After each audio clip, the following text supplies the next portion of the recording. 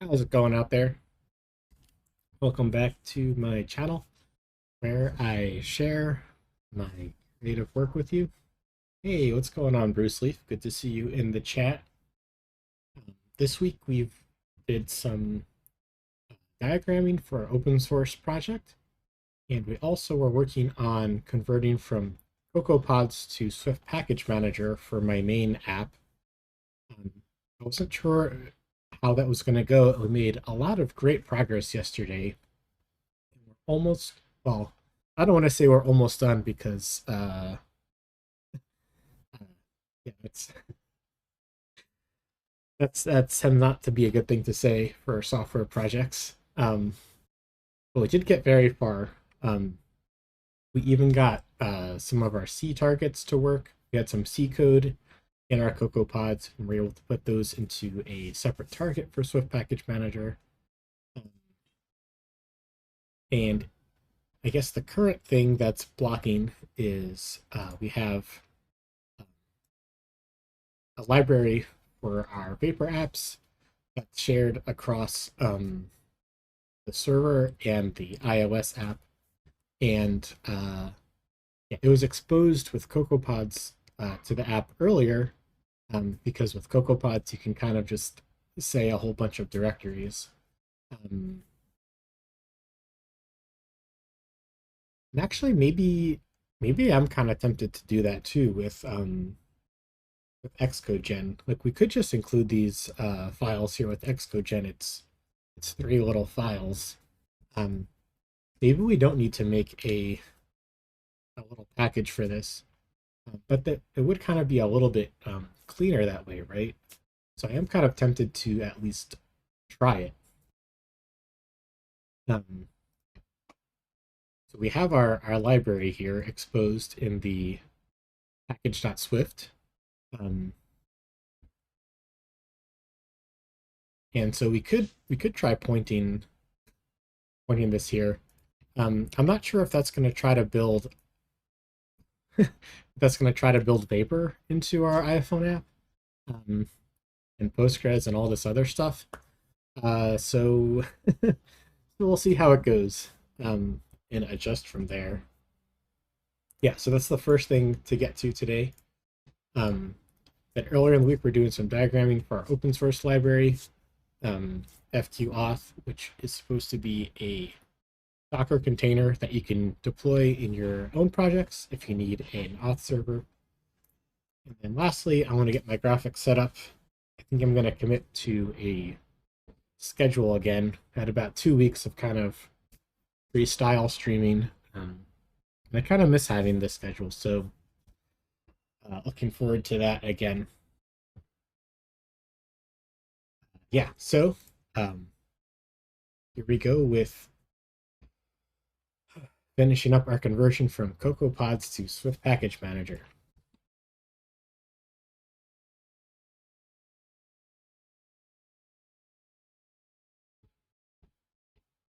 Let's see. So here's the app. If we command build,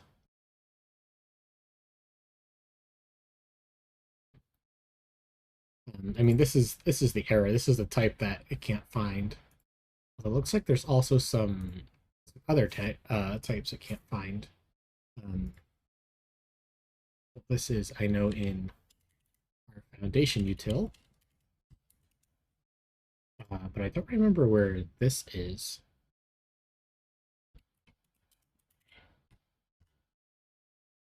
This is in underway core loop. Okay, I'll go ahead and import that here as well.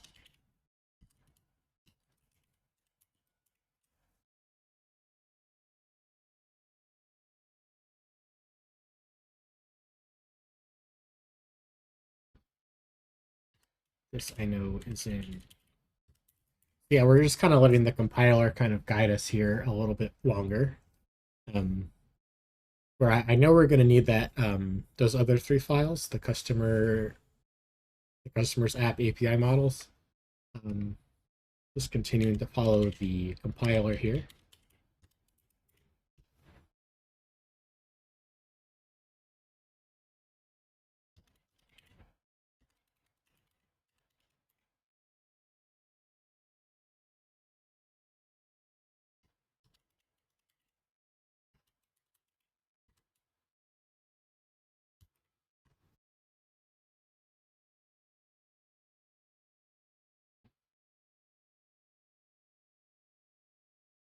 Let's see, where was this? Is this in Command Shift O? So this is inside of our master data client. I think that needs a new name. That's for the future.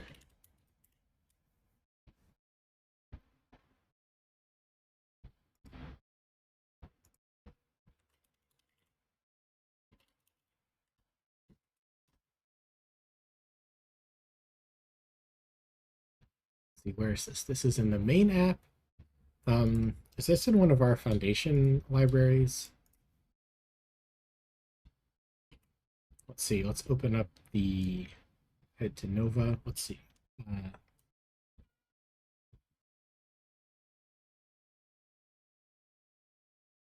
Where's foundation? Here it is.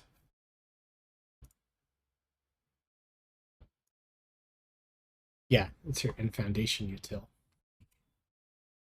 It's just a little enum to manage the state of something that's loading. Organize our imports.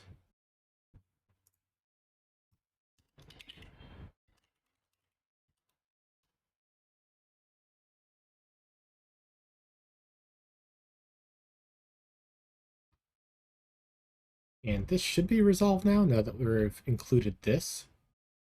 So just wait a hot minute there. And where is this?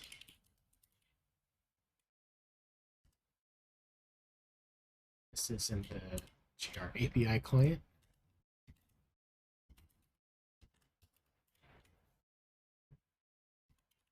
I do wonder if I should kind of collapse all these because I'm just writing like all these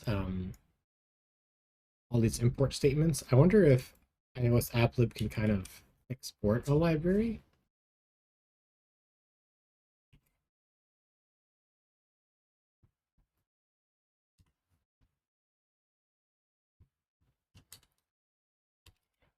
And I think it's like at exported.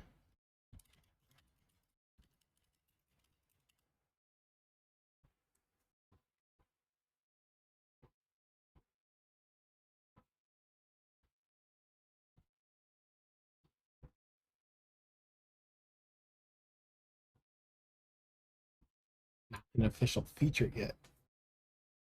Okay, I think Vapor uses this. I can see how they use it.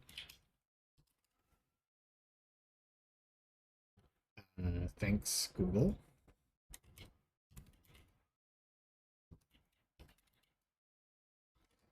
Vapor. Sources, Vapor. And I think they have like an exports file in here. Yeah. So they do this at exported and they do this import. I wonder if I can do this in my applib, and that'll save a whole bunch of yeah, this is gonna be like a million missing import statements, and probably more that we can't see. So I'm gonna try it, see how it goes.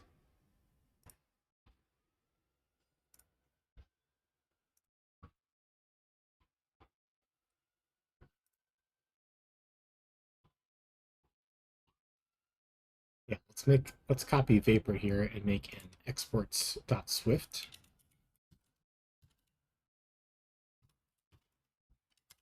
Although I think I want to lowercase mine.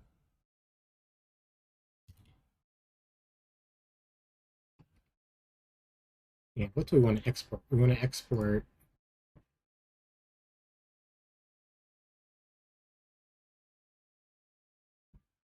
definitely this, and I guess well,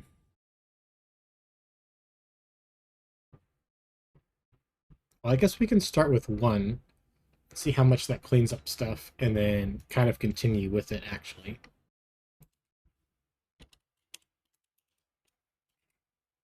So if I do that, and then I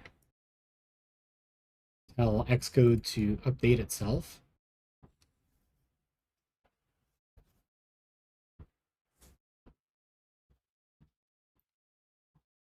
it says build failed, but that was a while ago.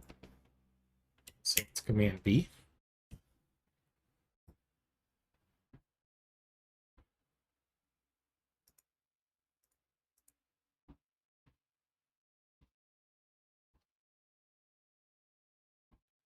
Unknown dependency GRDB.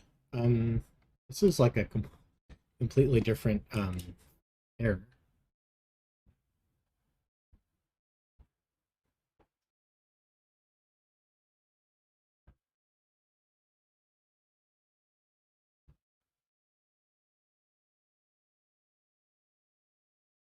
Okay, something got a little messed up here.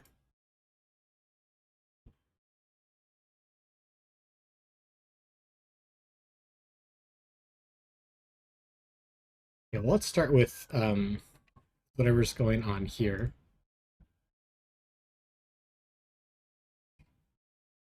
That is, let's see, underway data. And did it say which file that was? Okay, so that's this package.swift. And the error is unknown dependency grdb. Okay, so I guess it must be this here. And it's supposed to be referencing this here. So let's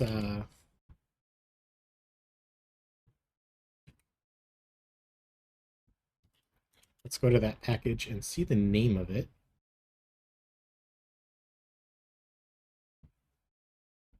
It's grdb. What do you know? Library grdb, grdb. Lots of so why can't it find that?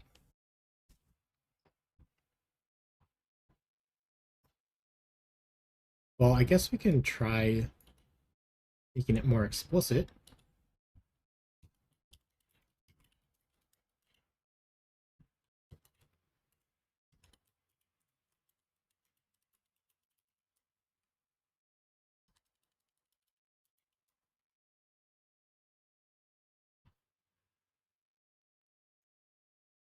Okay, looks like that's it. Um, let's try updating again.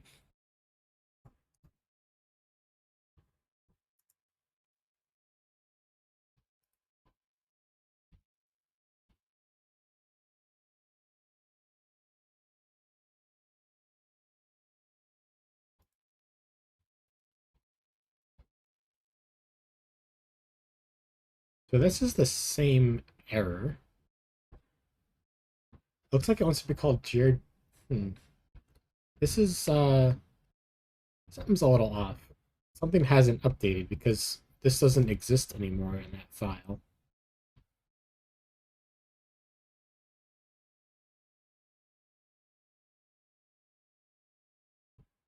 So it came through here, so it sees this update, but somehow maybe we need to like clean or something. Let's see, Command Shift K.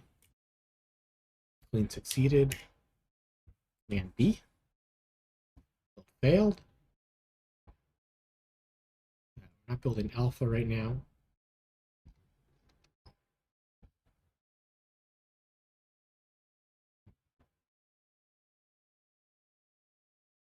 It says missing product Alamo fire. That's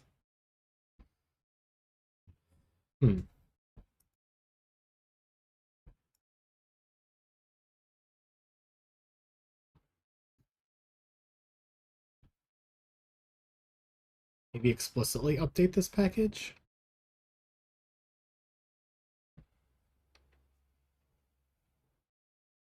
Hmm. Well, I guess what I can do is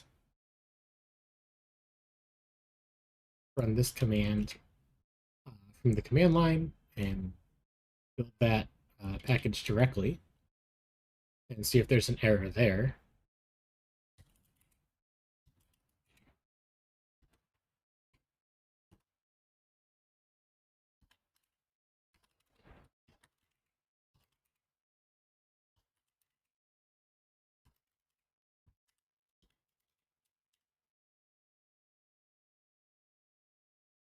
Oh, there is. Okay.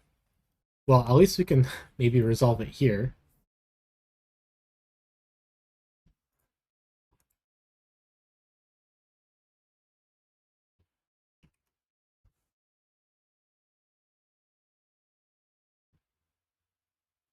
But again, we're not saying this anymore here.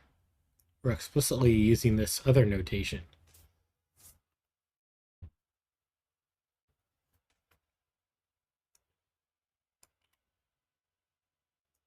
Although I wonder if it's kind of interpreting this as the same.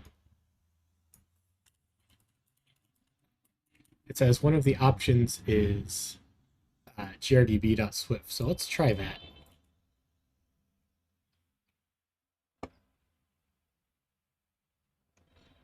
Where was the other one? There we go.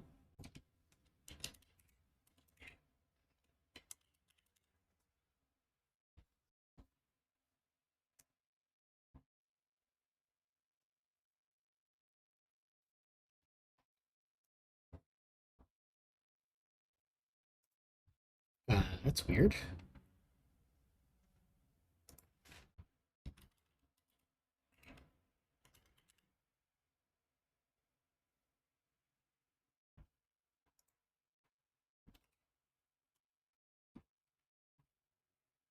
I write grdb.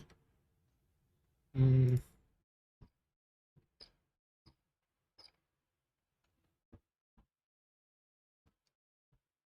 let's see. How can I? Okay, here we go. This is what I'm looking for.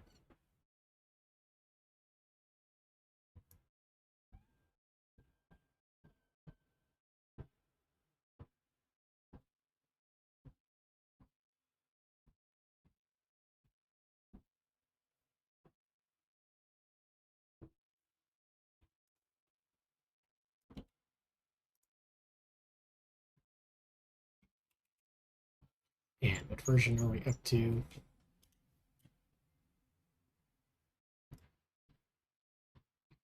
Right, we're not going to 6 quite yet. 5.26 though. Hopefully this jiggles it just enough that it works. Okay, we're getting it's re-resolving. This is good. But getting the same error.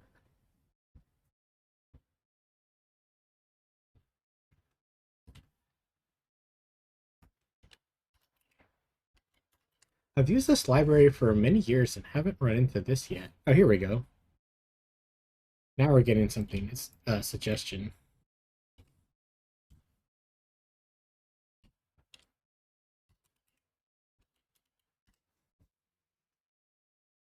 Did I miss a comma? Oh, I have an extra.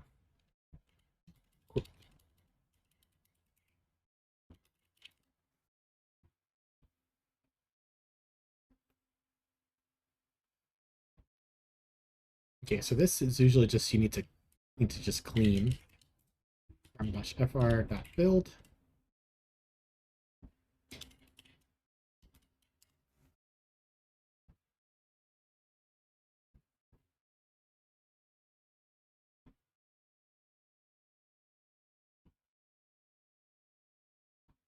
There we go. So now this is resolved. So that didn't want didn't like that we had plain grdb. Didn't like it when we had product grdb in grdb. It wanted this one. Yeah, the way that Swift Package Manager deals with the folder that a package is in can get really surprising sometimes in a frustrating way.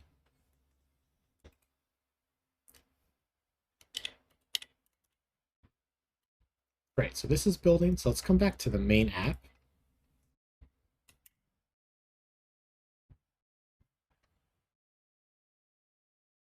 So this issue is still here. Let's try cleaning though. Clean succeeded.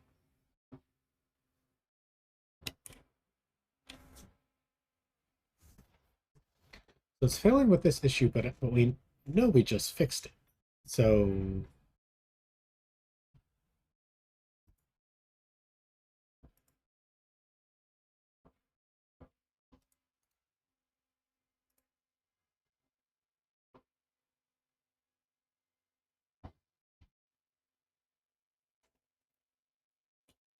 cleaning again.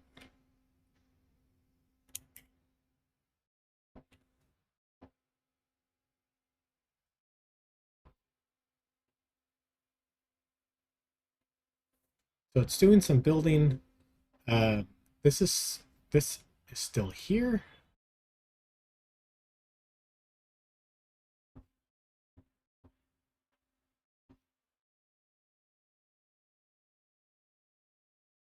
Still here, even after a clean.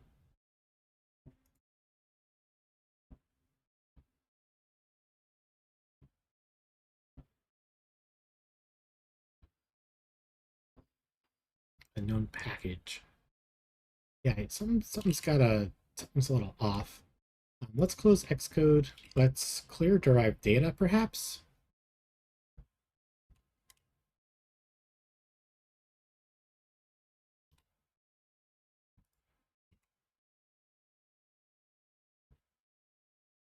And then let's open it again.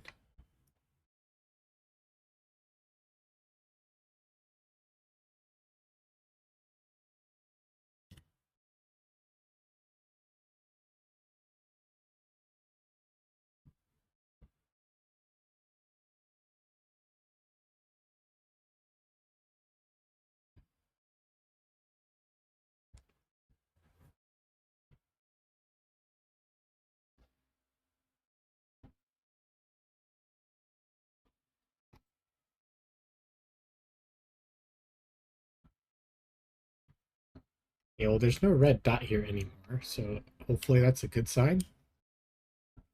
Command B.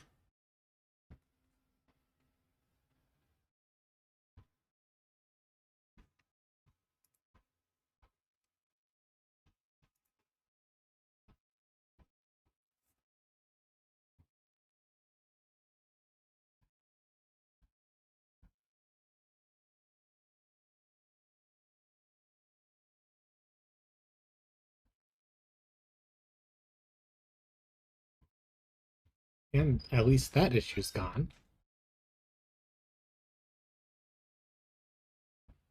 And there's actually a lot fewer missing imports now that we did that one export. So that looks like that kind of worked out as well.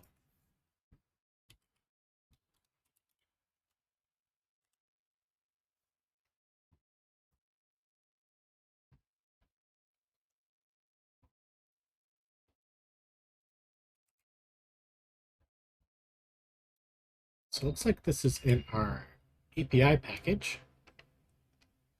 So in our exports, let's also export that.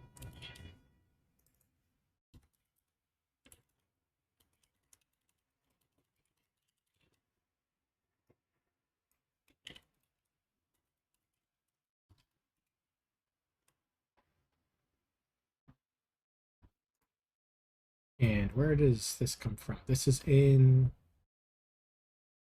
it's like this is in the main app.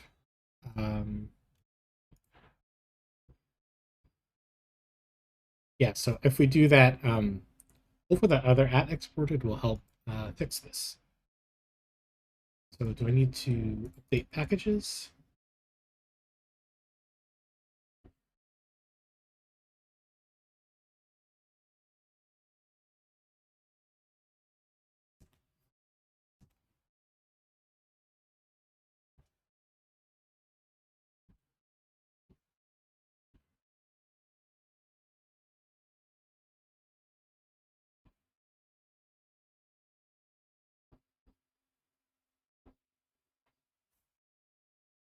Okay, let's command build.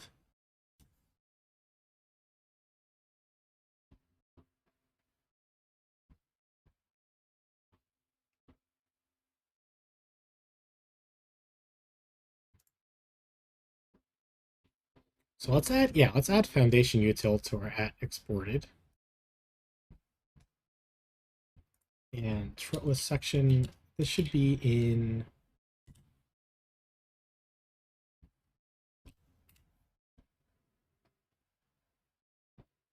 this is in the interface version of it. I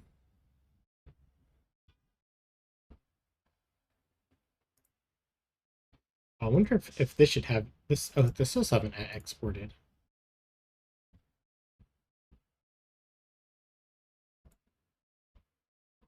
Okay, that's good.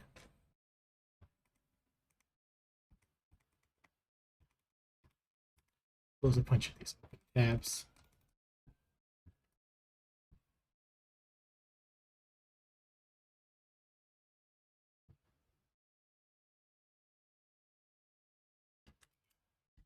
So we'll add foundation util to our at exported.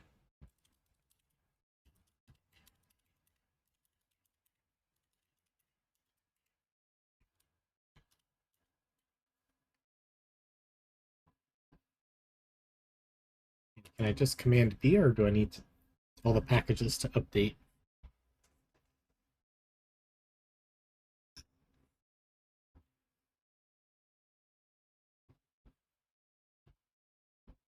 Oh, it's like I just needed to build. That's nice.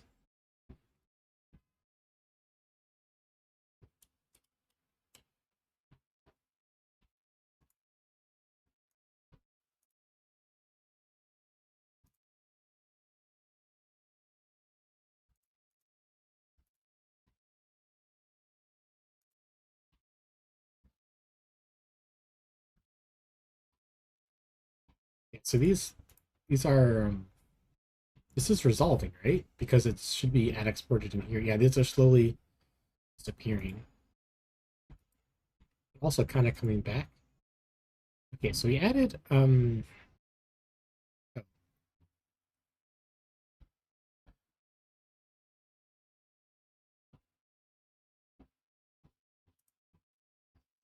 but then it comes back as red. Let's try command building one more time.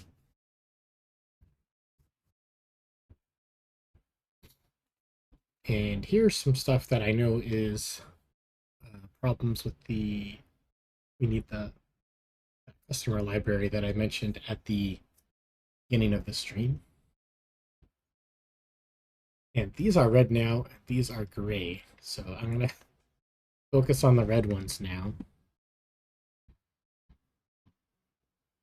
Because I think these are resolved.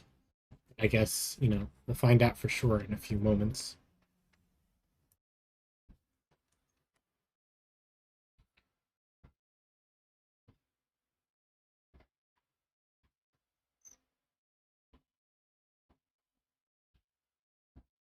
But yeah, let's commit what we have so far.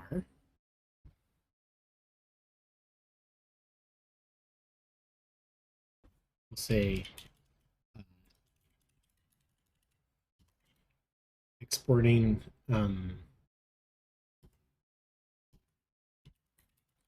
packages from the iOS applib.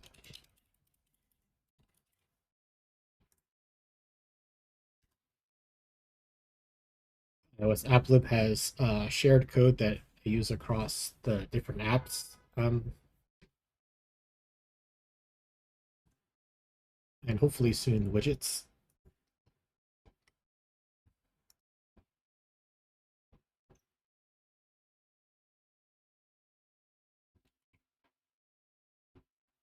Okay, so all of these errors are in the main app.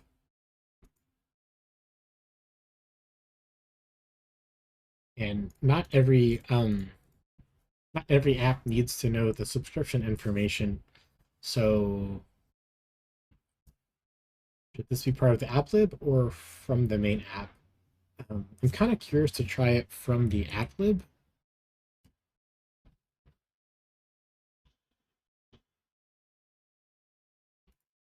Which is here.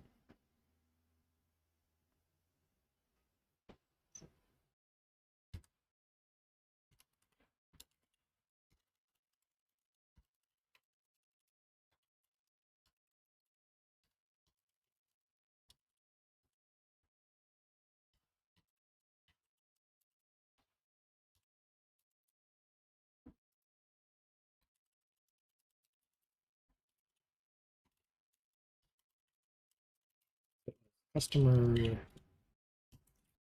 API models. And I think because of the way that naming works with this package manager, I have to call this Vapor Apps.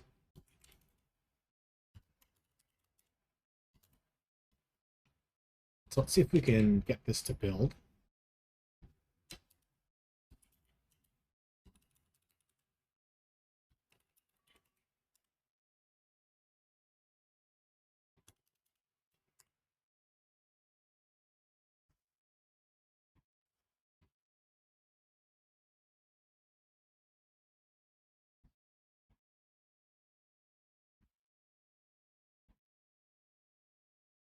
And then what I'm really curious about is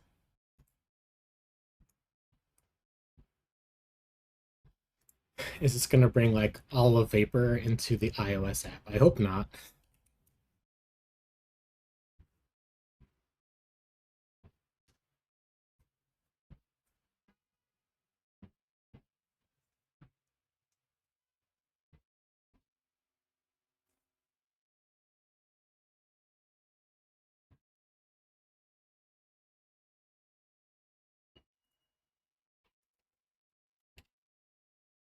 That would be something that I also at export.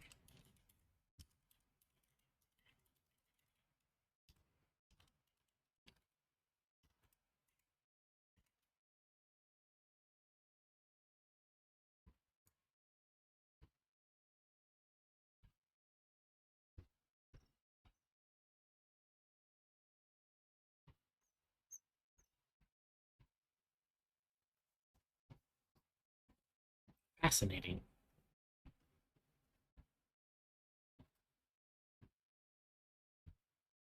There's two kinds of splits now. Yes, one returns an array slice, and oh, one's on Swift sequence and the other one's on Swift collection.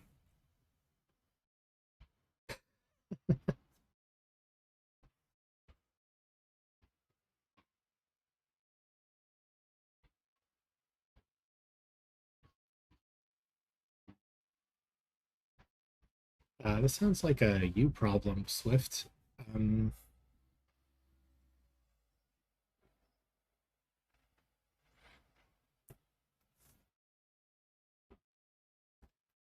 guess I have to say like as a sequence or as a collection on this thing.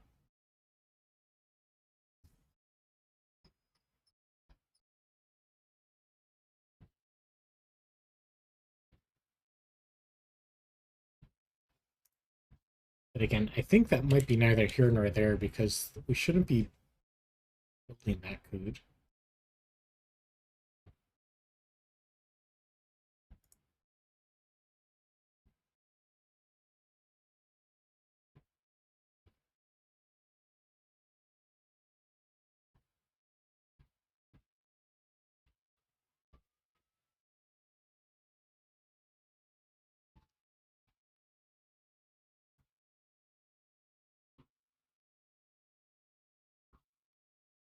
We have a red here. What is the red?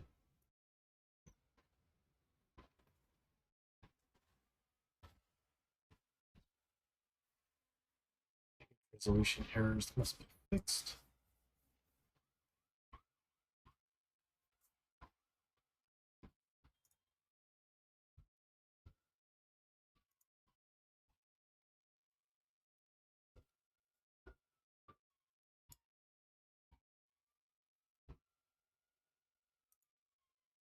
I don't know. I see them. I can't. So it says Alma Fires right here. Also saying it can't find it though. Um,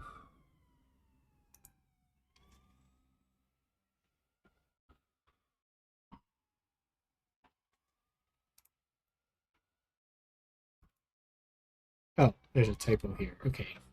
I guess if that is truly a typo, then it would make sense that it couldn't find it.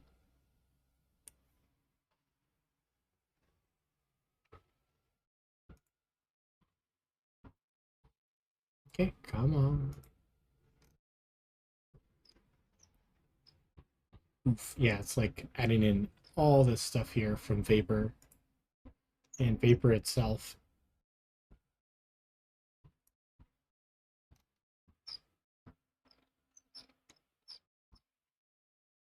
But I don't see it here. So maybe that's a good thing.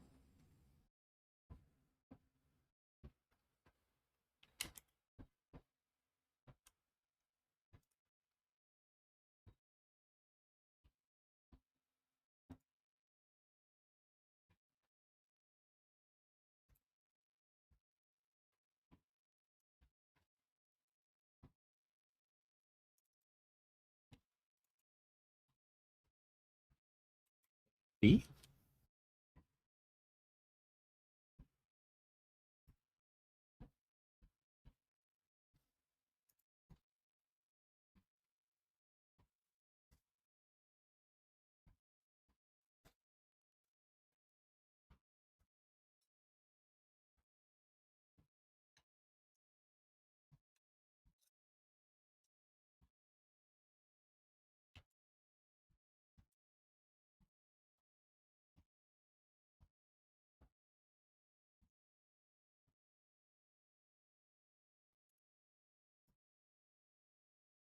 This is missing these packages, but I know it's something else.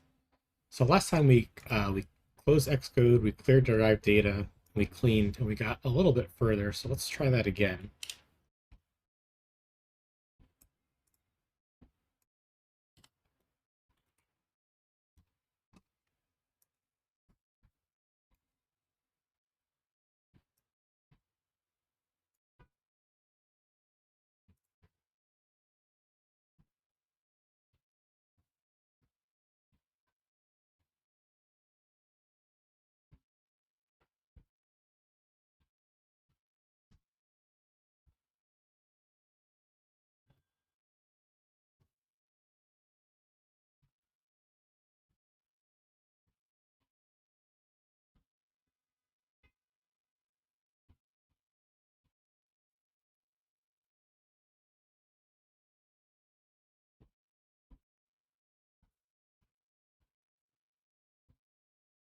Fatal error.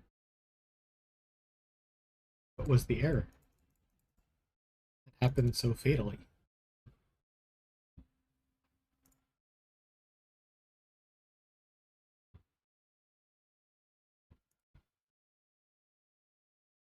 Hmm. Yeah, it kind of seems that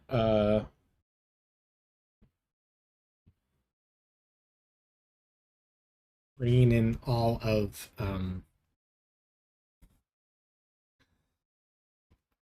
referencing my vapor packages in that way is bringing in way too much stuff. Like this, this shouldn't be a problem.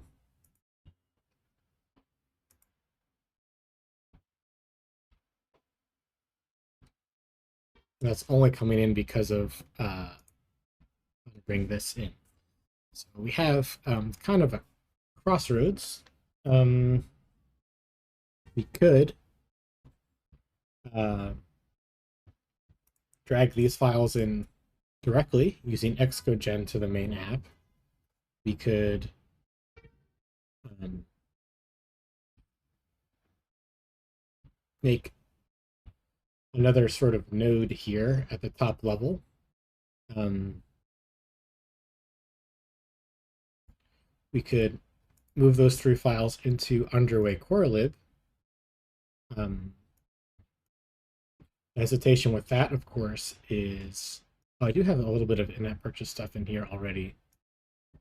So actually, maybe that's fine.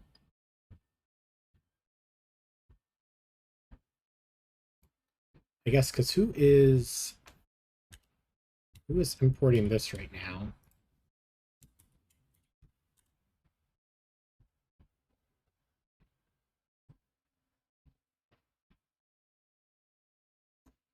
I wish I could see the full paths here.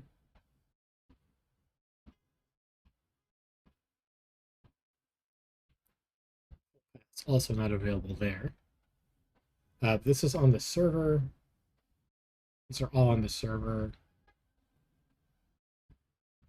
And where's this? This is in a test for the server. I feel like I need to write these options down.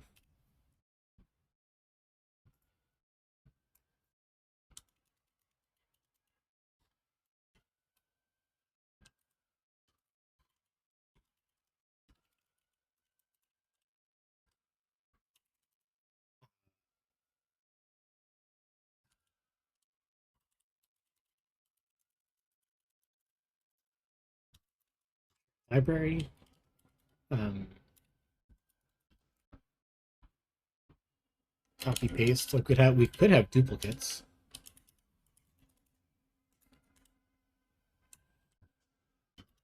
Uh, you can import it as we have it now.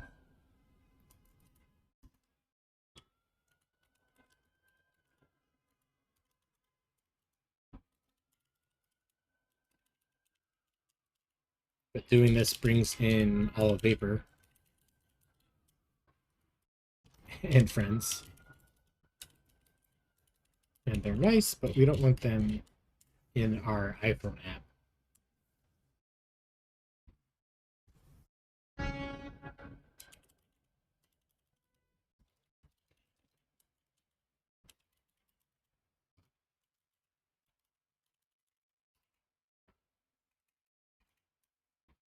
Second.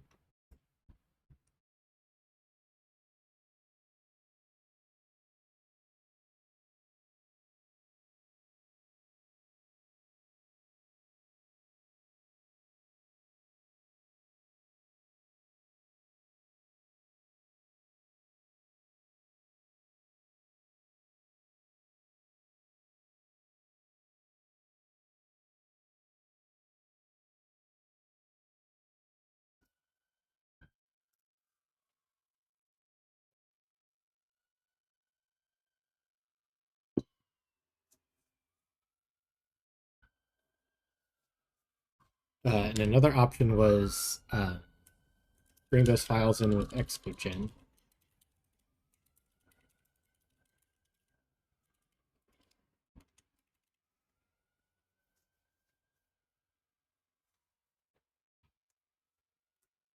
Which maybe that's okay. Um,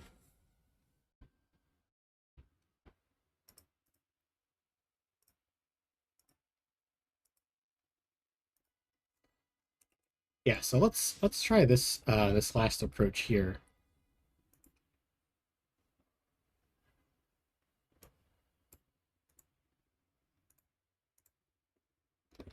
Which means I guess revert these two changes.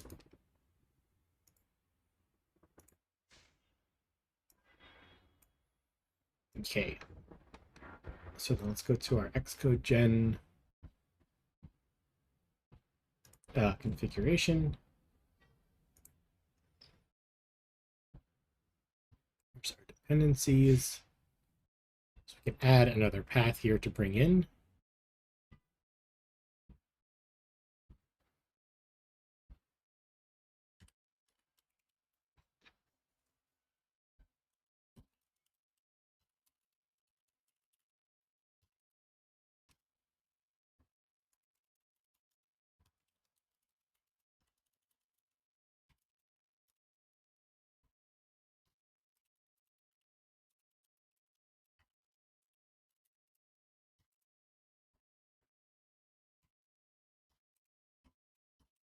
That should bring in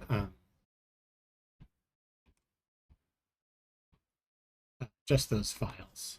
Let's see, close some of these other tabs. That's going to be Vapor apps, sources, and then our customers API models.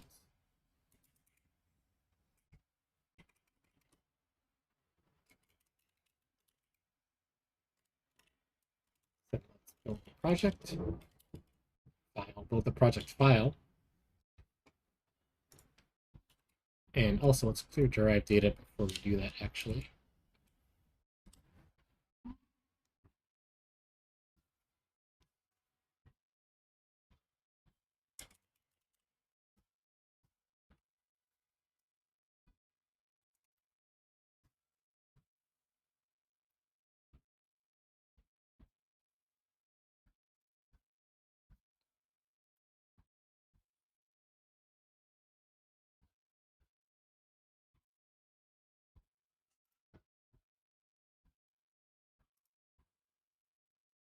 Okay, now it's resolving. I didn't push any buttons. Just wasn't sure why I didn't start already. Package graph succeeded. Nice. So then if we command B to build, we can also take a look at what this looks like now.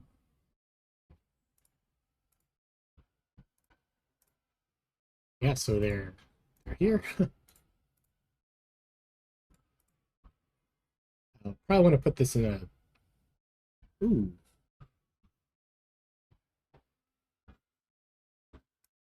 We had a crash.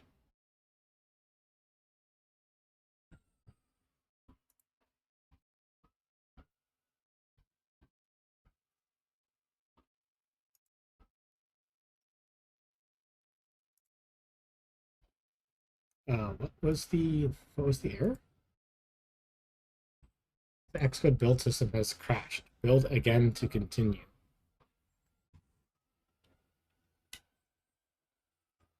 Okay. I will build again to continue.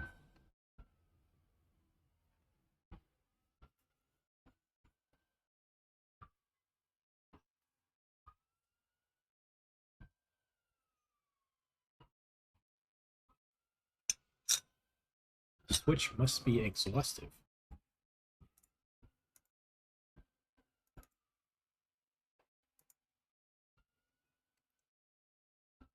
Something about you stop preferred, I think. Which I thought I had handled already. Yeah, right here.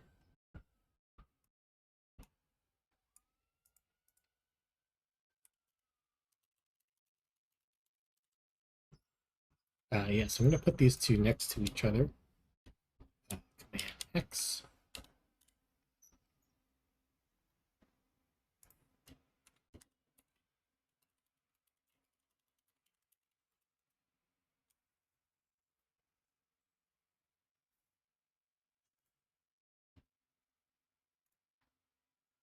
So then why did it why did it say I was missing a case in this switch?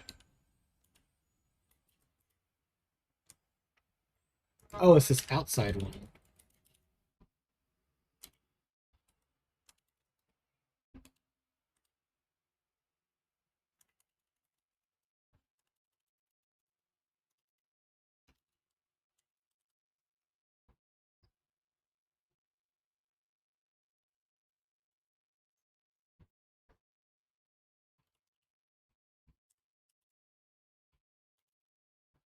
I guess it's kind of like an error.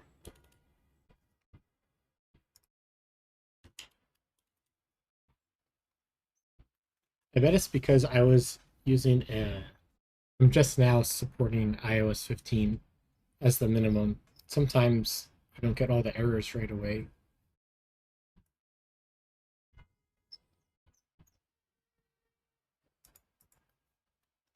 Let's see, what if we just put a to-do here for now?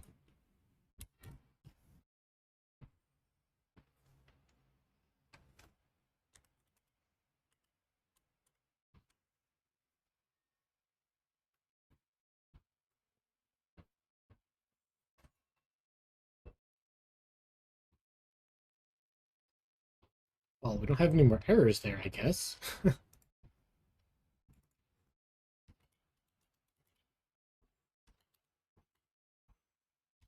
Yeah, so this is something we can add to our bridging header. ILR's taking us all around the world here.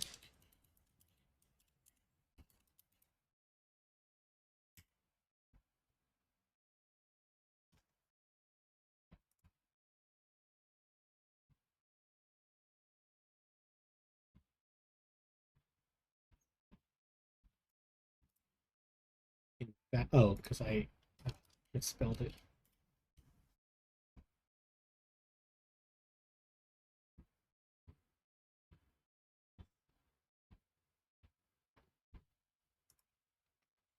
And what was the failure?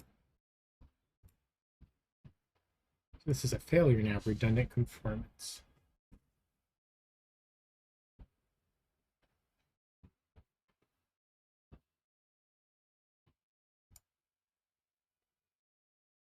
This used to be just a warning. Okay.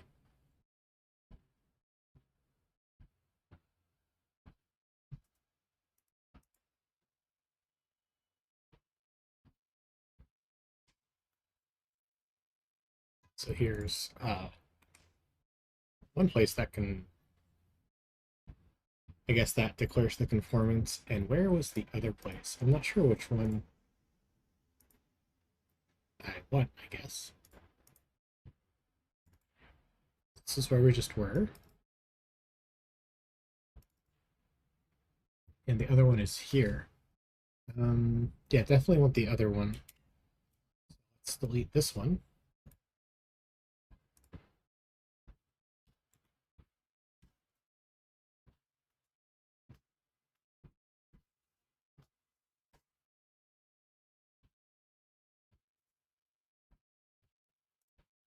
And load project at. Oh my.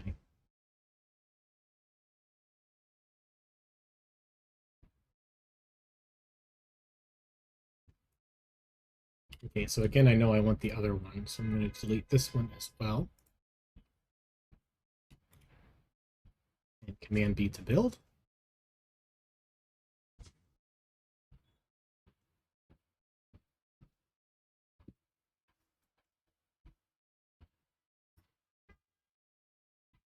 Build succeeded.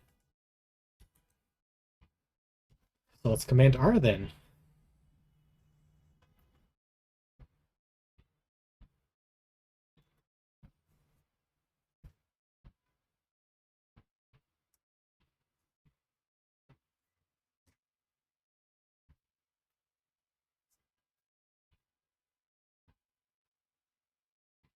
Here comes the simulator.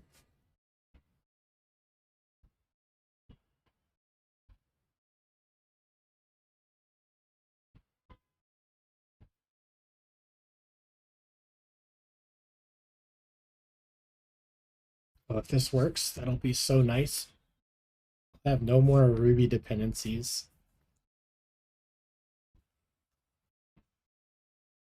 Although, have I updated my Fastlane screenshot script for this? Maybe not, but I know how to do it. This converting from CocoaPods to Swift Package Manager looks possible, but there's definitely a few spots that I wasn't sure would work or not, especially with OpenSSL having C code that I needed for it as well.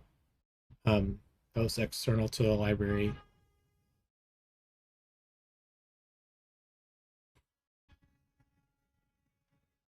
So we're still kind of attaching. Now we're running. I don't see an app though. Yay, we crashed. Okay.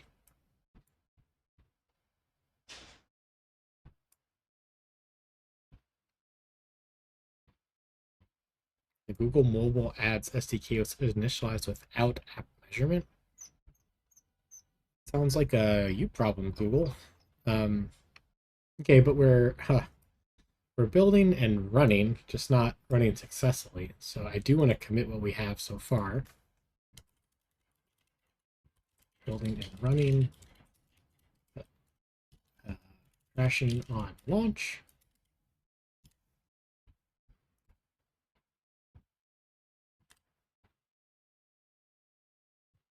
Okay, so now let's see what's going on with this. Guess we can, follow the instructions here to include the app measurement framework. Okay, well, let's look at this website that Google's telling us to look at.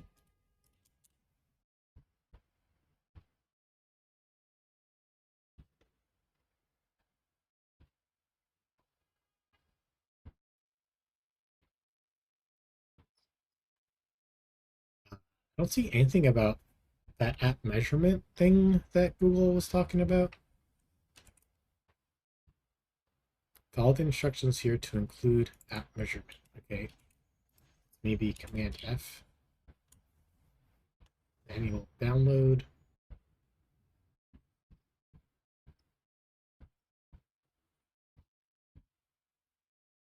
Now I am using this.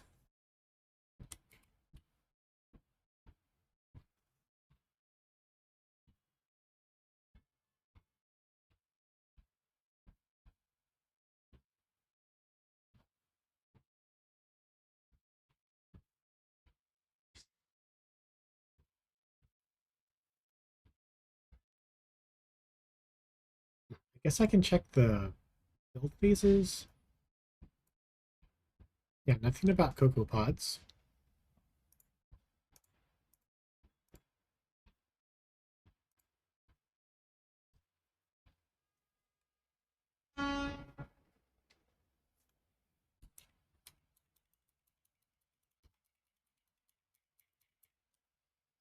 Let's see, I guess we can check our other linker flags.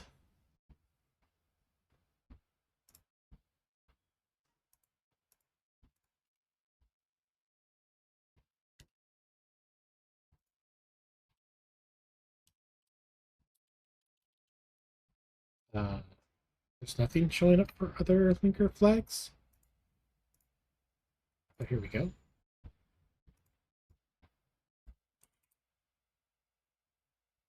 says to add minus objective C. Okay.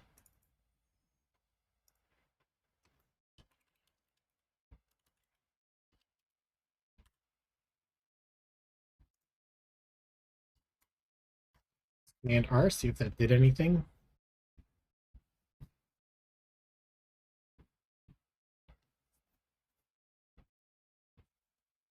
Will succeeded in crashing in the same place with the same error message.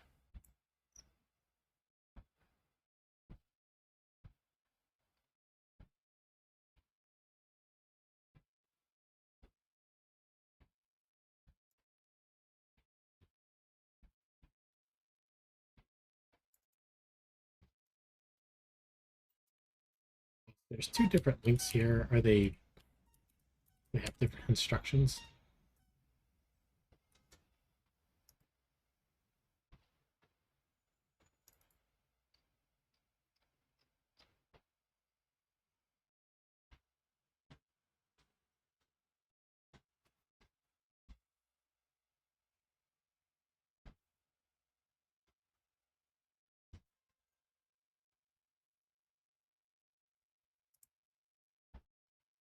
Um, hmm.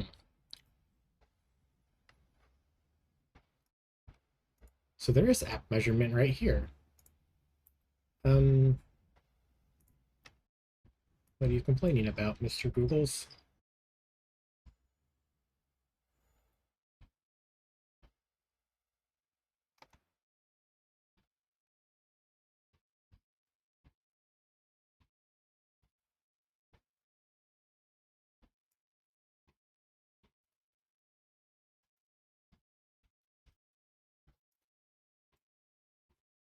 Google Mobile Ads SDK was initialized without app measurement.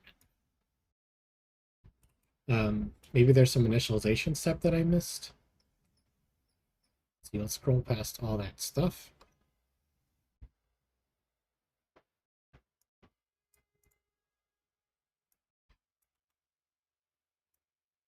I mean, that looks pretty straightforward.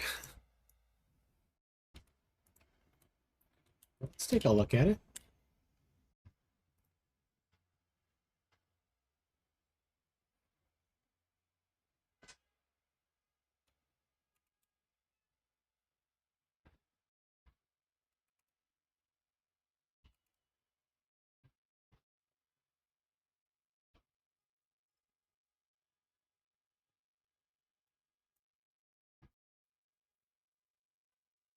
Importing Google Mobile Ads. Oh, I'm doing an if can't import around it. Okay, that's fine.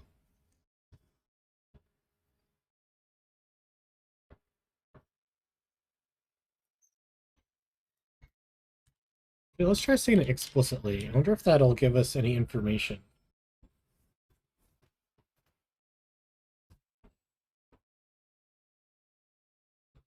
Kind of look around the error, see if that tells us anything about the error itself. Still succeeded. Still crash in the same place with the same error.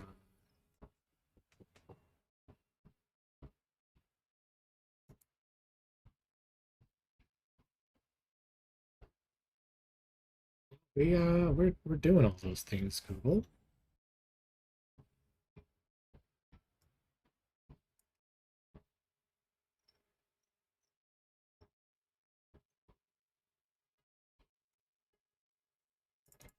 Verify publisher initialized correctly is the name of the method.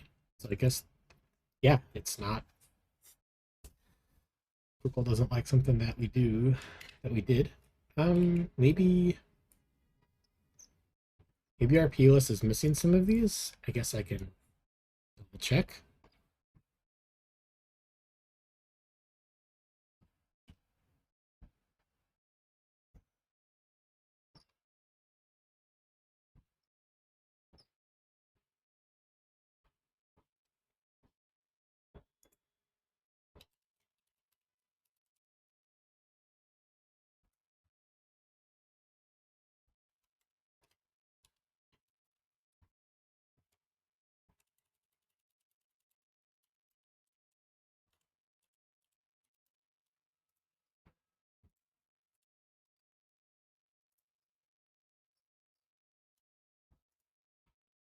wonder if I just need like a quote here.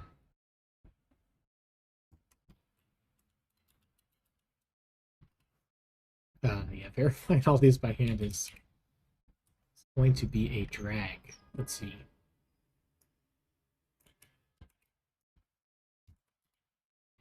So this one's here.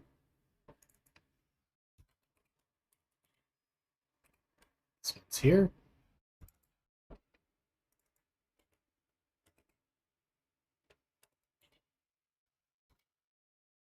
This one is also here.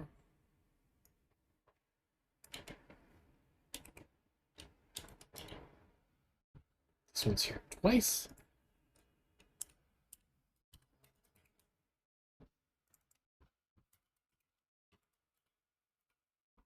This one's here.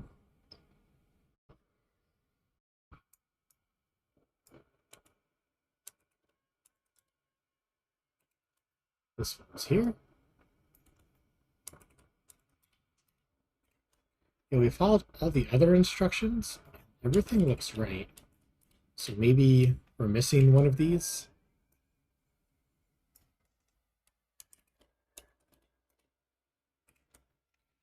Although, you know, this was working back when we were using CocoaPods. So I feel like it's like this. Well, maybe I hadn't updated the ad framework in a while. So maybe this is it. How many more do we have? Still more than a full page, it looks like. This one's here twice.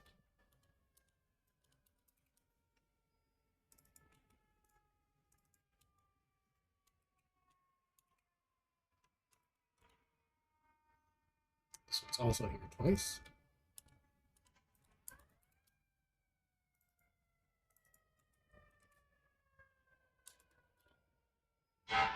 This one's here twice as well.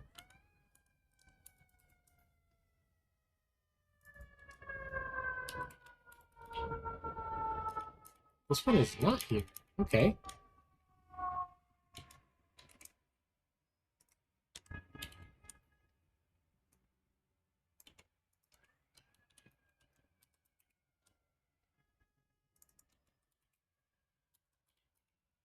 This one's here twice, though.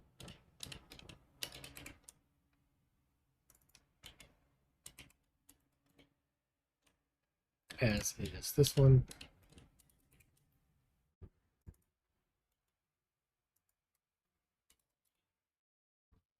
This one's here twice.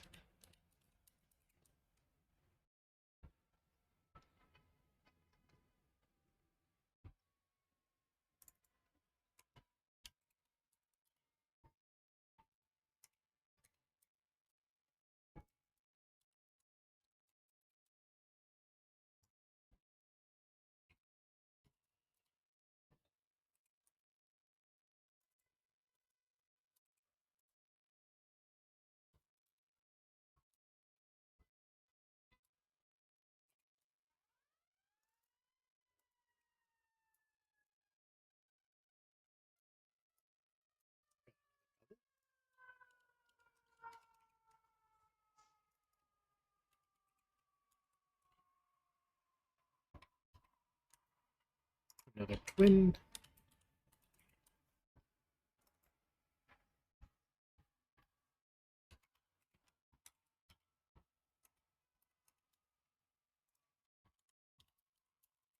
Another match.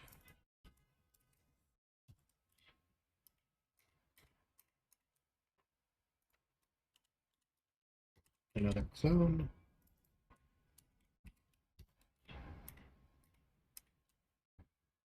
Another pair.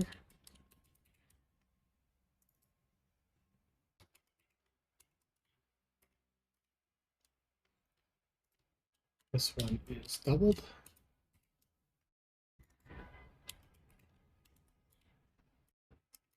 Hey, one that's only here by itself. Oh, we're getting close to the end of the list now. Just a few more.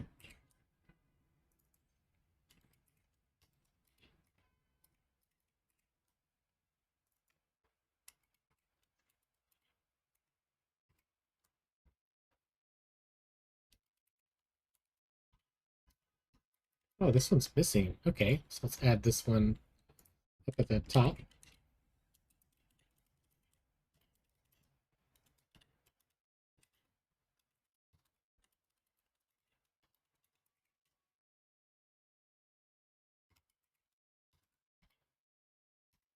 Another one that's missing.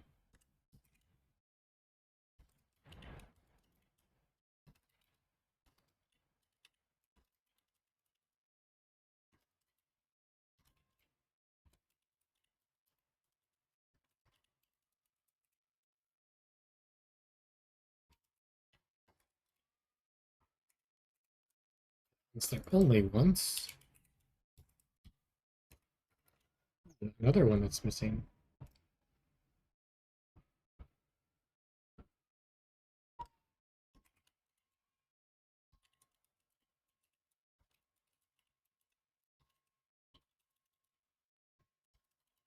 Although, if this is the reason why it's crashing on launch, like, why do I need to put these in?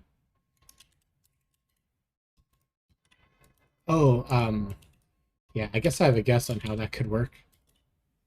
Because it's in the info key list, Google is just verifying that the Google key list is set up as it expects. And that one's in. Did I type this one in twice? I did. Okay, but we have some updates here. So let's go ahead and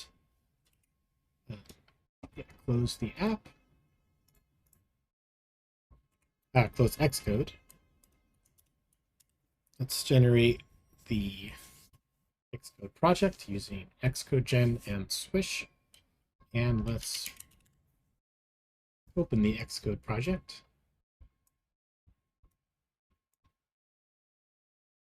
Looks like it's resolved. Let's run it.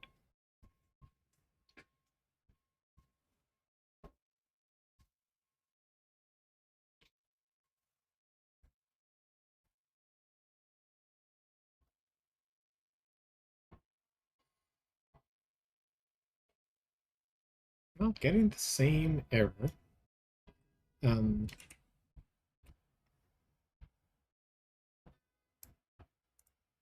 We can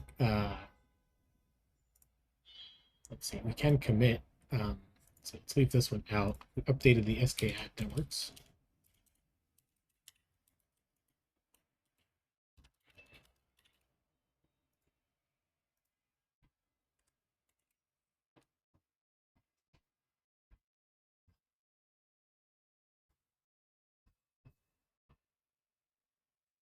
Okay, let's Google this error. Because we followed all those instructions. Guess we can double check one more time.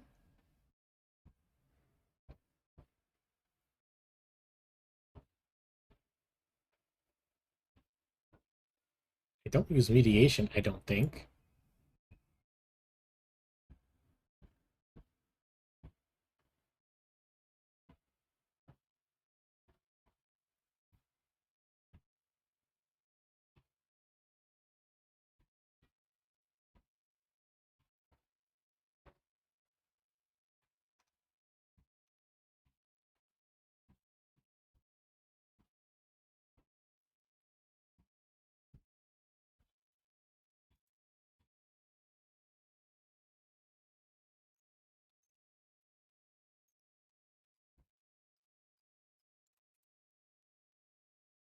Yeah, I've done all these.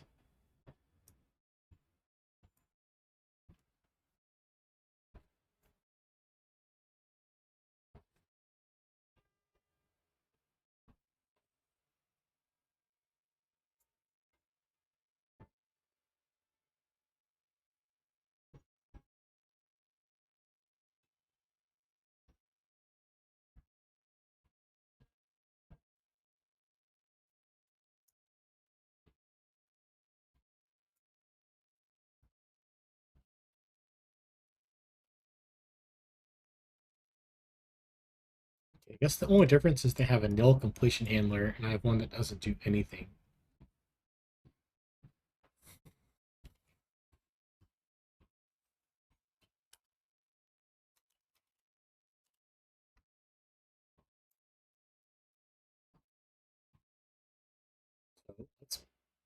Pass in nil, I guess.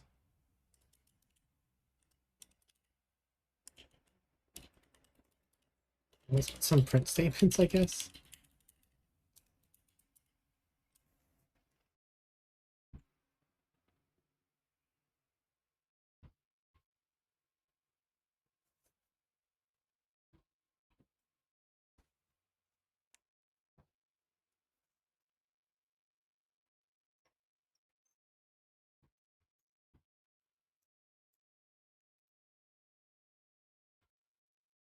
Error, API key cannot be...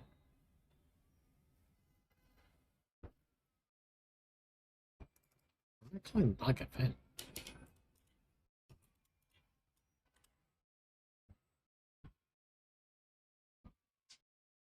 Oh, that's amplitude. That's not causing the crash.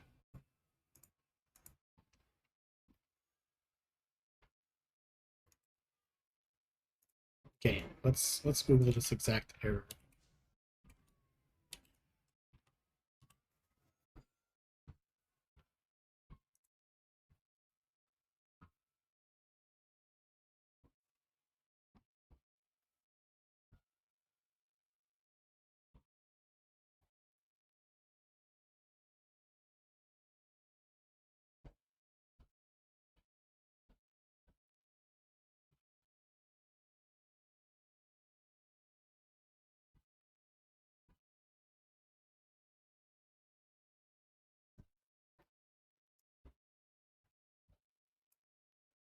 Okay, so they said put it on the target. I guess I can make sure it's on the target.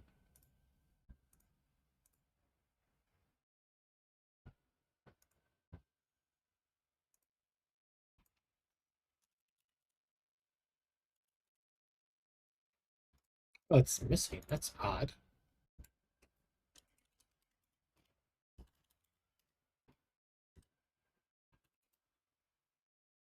Oh, it's capital C. Okay. So maybe that was just the problem.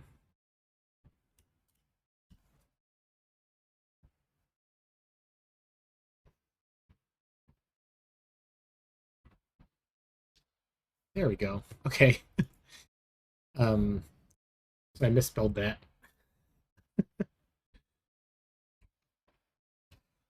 Okay, well, at least that's settled. Um, of course, because I don't commit the Xcode project. Well, I guess I do, but I mean, I overwrite it with Xcode. I want to make sure that I'm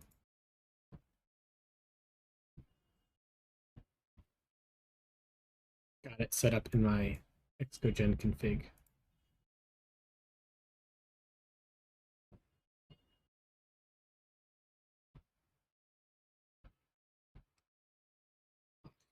These diffs are always a huge mess.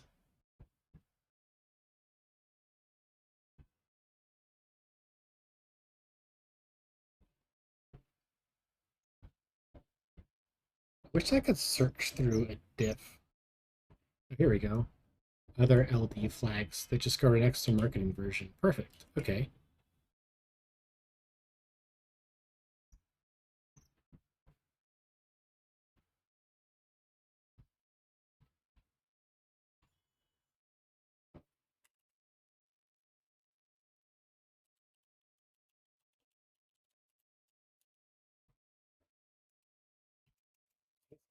Simulator.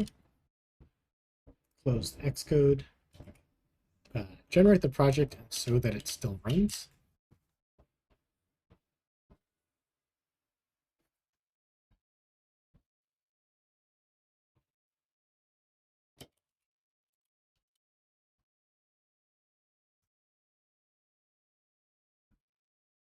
Is it opening? Oh, I didn't type Z dot. I typed Z by accident. There we go.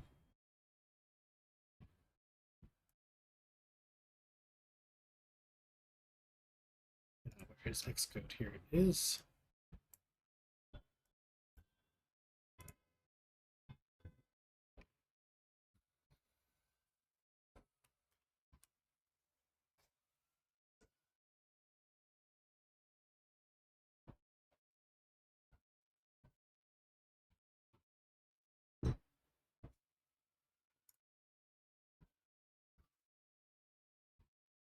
Build succeeded and it's launching.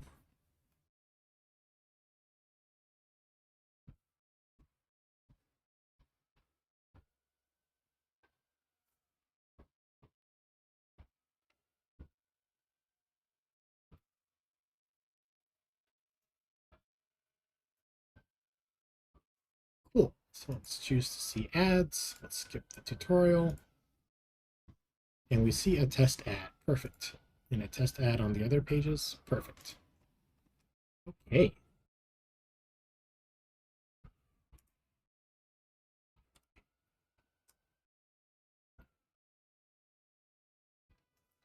So I guess this is other linker flags. Oh, we don't. I don't think we need this. I, I unstage just that one line. Yeah, there we go. Other linker flags.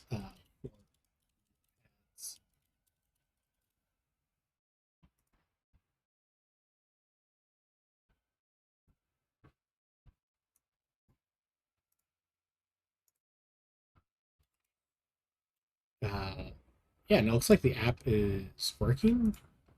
I think. I think. Are we done? Are we done converting from CocoaPods to Swift Package Manager? Um, Almost. I guess we have to make sure that the other apps work as well.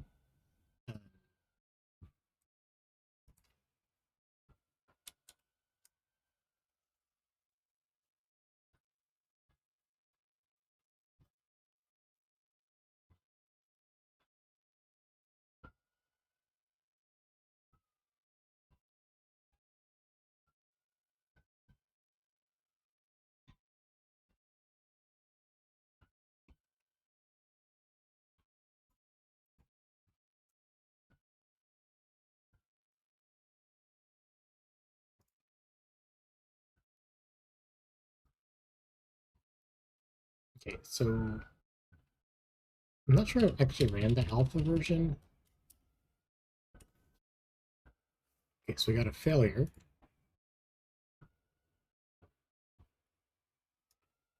Undefined symbol? What are you talking about?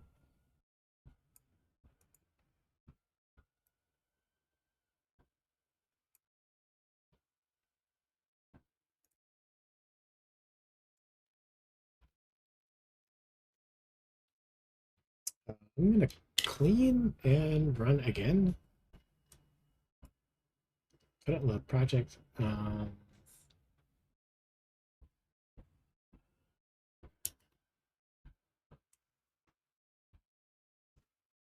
hope this isn't a thing going forward with Swift Package Manager. Guess this is my first time using it in an iOS app this big. I've used it in smaller apps with only like one or two dependencies.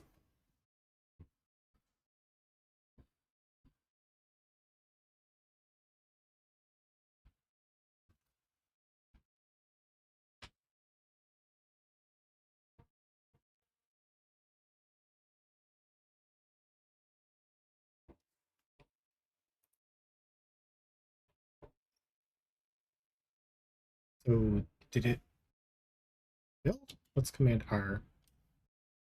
Build failed.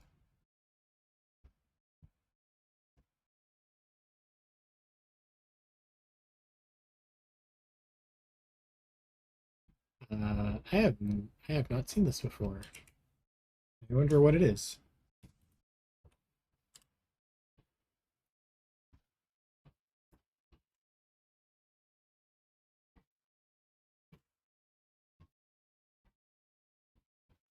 Oh, this isn't even the right one.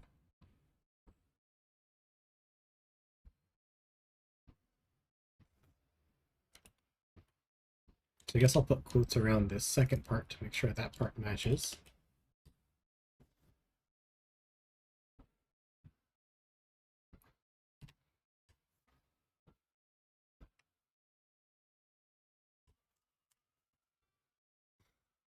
Okay. Google has not heard of this error. Let's try Stack Overflow, I guess.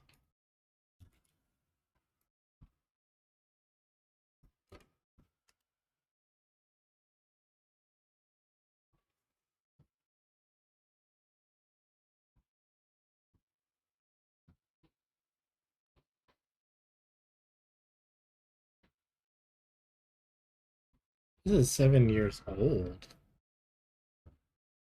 What's going on? What's going on, Xcode? Did I clean? I think I cleaned.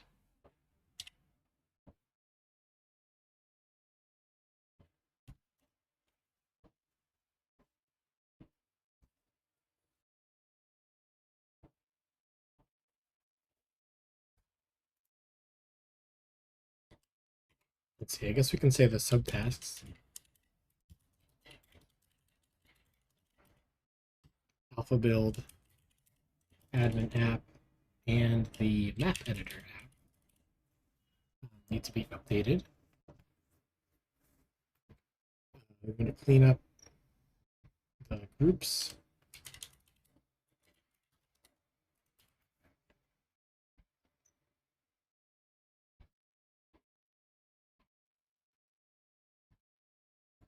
Guess we can delete this word here so it all fits on one line.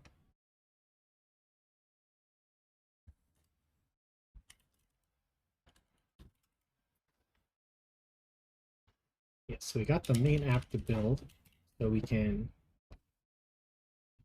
format it like this. So we can communicate where we're at.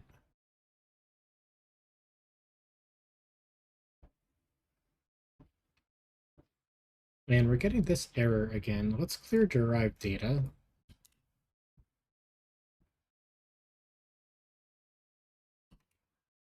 And restart Xcode. Maybe.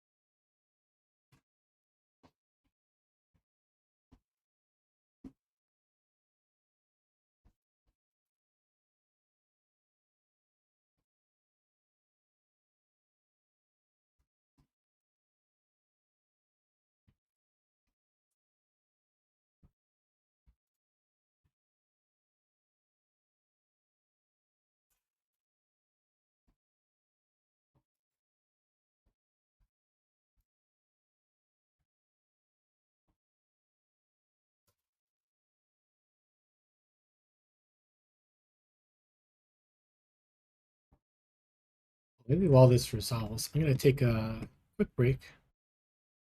I'll be back in a little bit.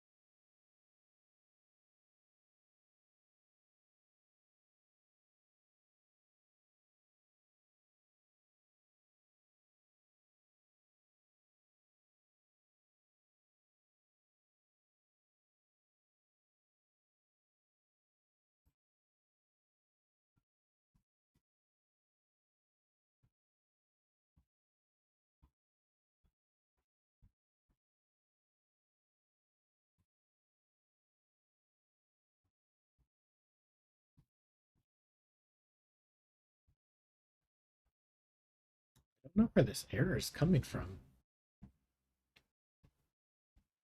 And I can't find anything on Google either.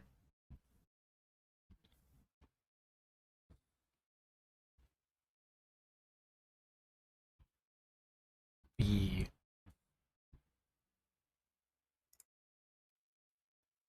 Oh, is there anything interesting here?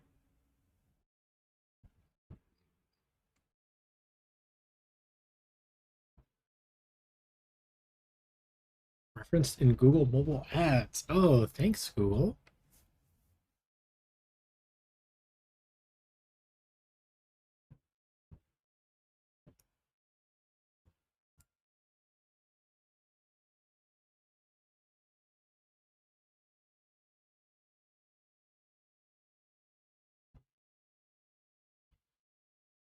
Let's see, did the linker flags come through over here?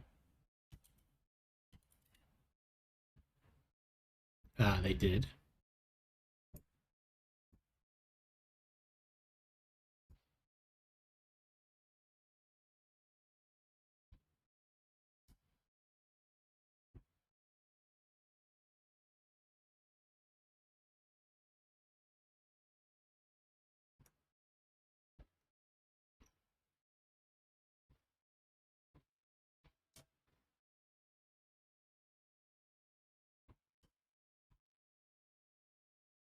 Well, at least we know it's something about Google Ads now. We had no idea what was going on.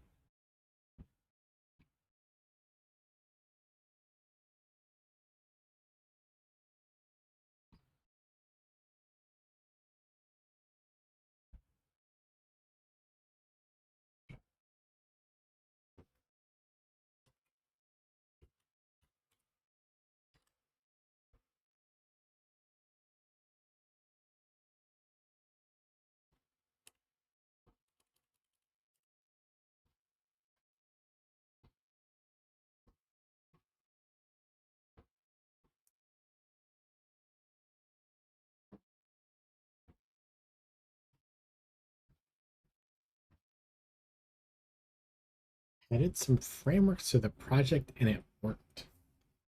So the main app runs, but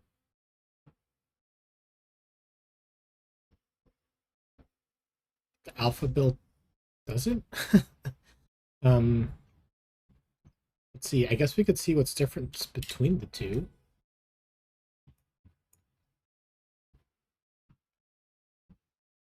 See, that's the Vapor apps. Here's the iOS app. Here is our Xcode Gen main.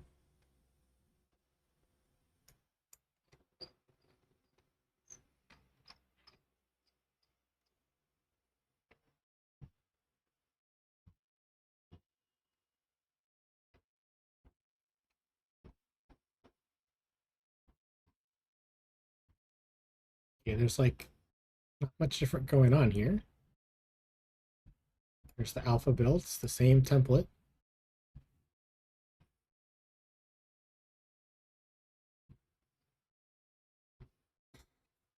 So, wow.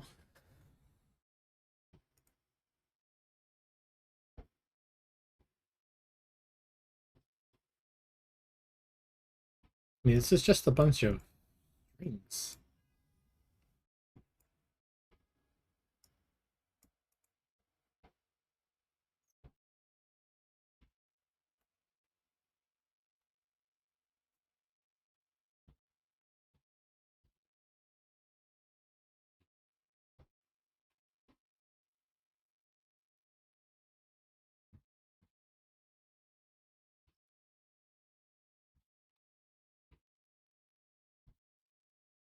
Okay, well, let's try the suggestion that we found on Stack Overflow.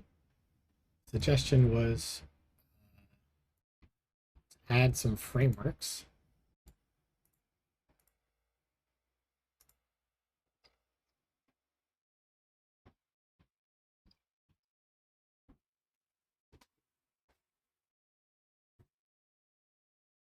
And these two are the same. Okay, so if I switch back to underway,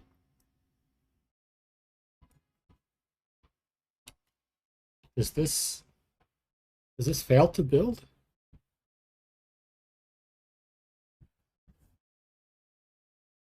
because it worked, uh, you know, 5 minutes ago.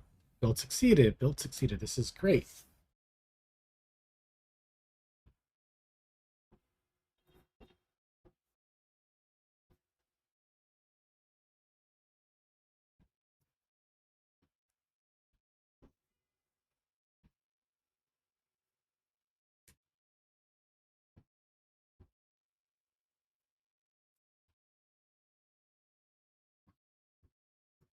So when I switch to the alpha scheme and I run,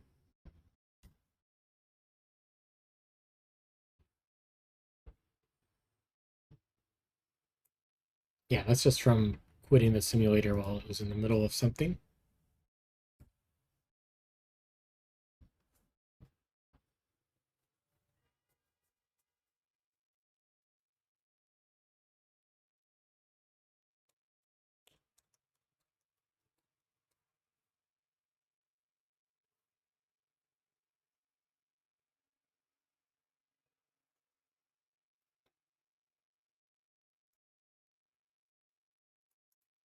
Is Xcode confused? What's happening here? Let's command dot.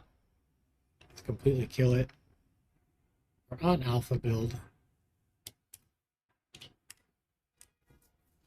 And we get build failure. Why is that?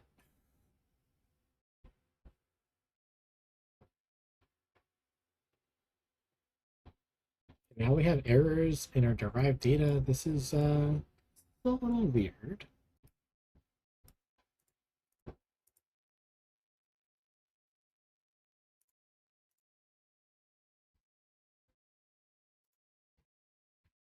Okay, but let's try the suggestion.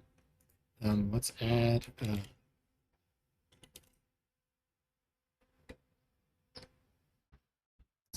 WebKit. See if that helps. Or, nope. Is it the same error?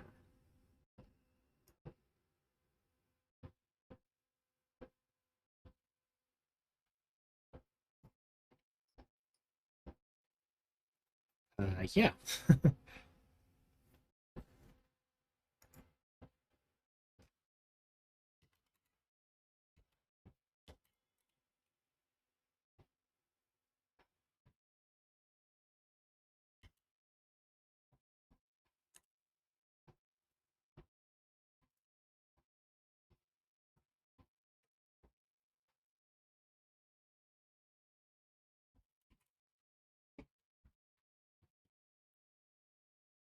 Define symbols for architecture.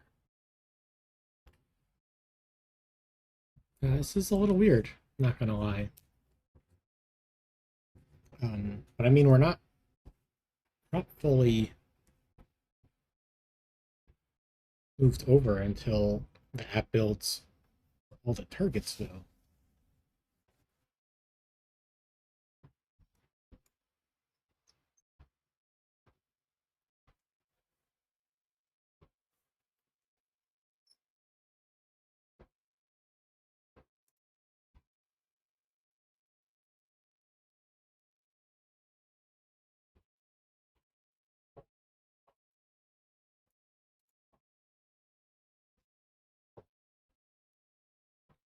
What is what is different between the two? No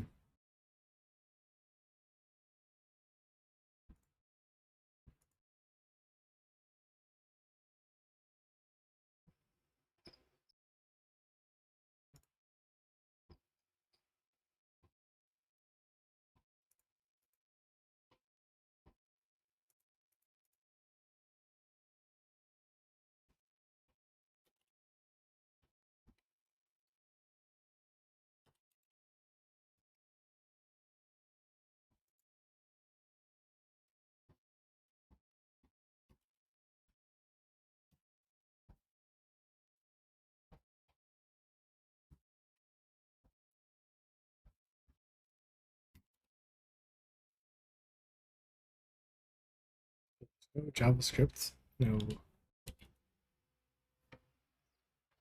Oh, okay. Let's try it.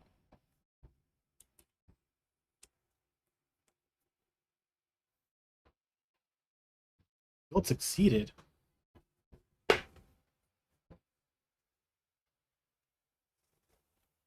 What?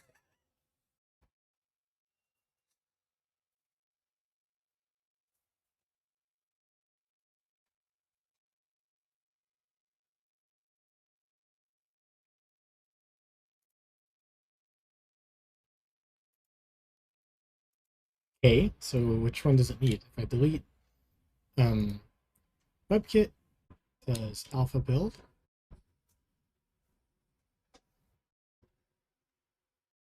Yes.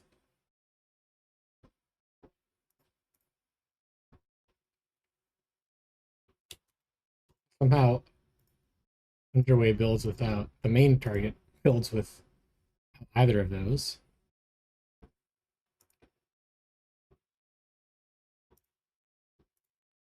So if I take off JavaScript core,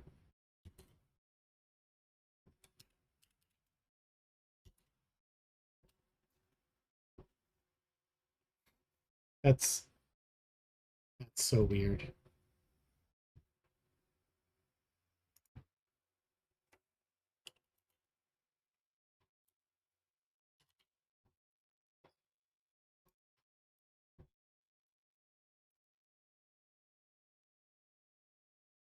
Okay, well let's add it to our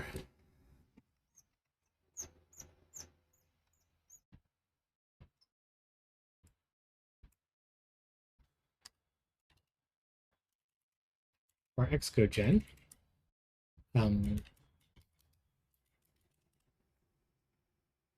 let's confirm how to do it. Project spec.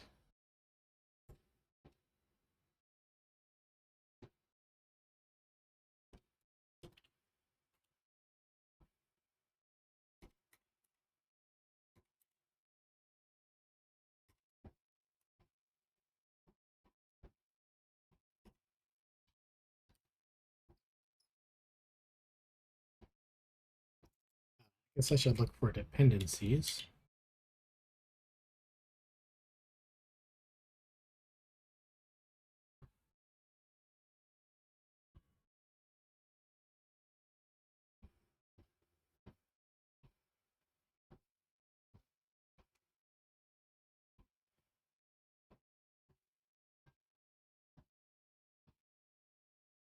Let's see, where's the, how do I like not embed it?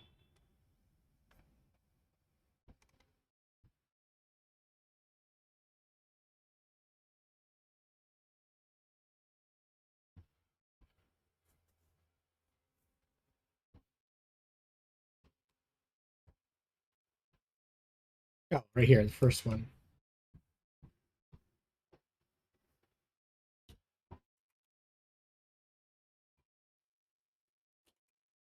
And this one is called JavaScript Core Framework.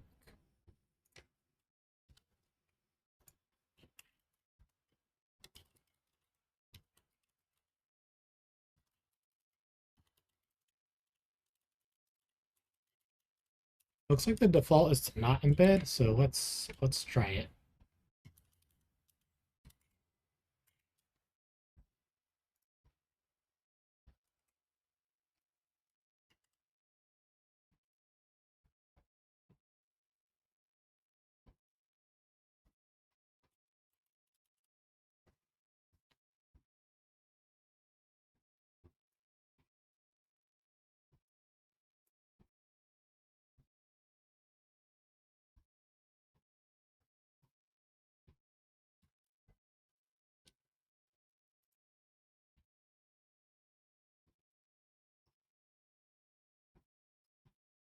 Well, yeah, defaulted to do not embed.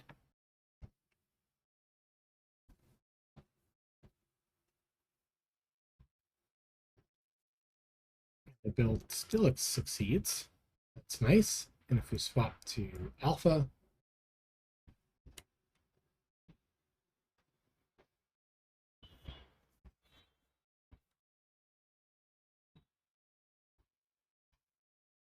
it also builds.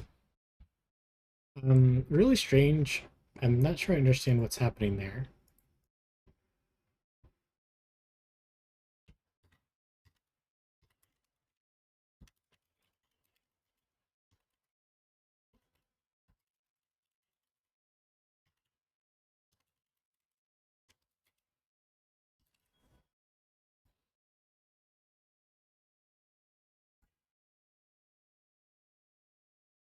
And I mean, there's, there's got to be something different that I'm just not seeing somewhere.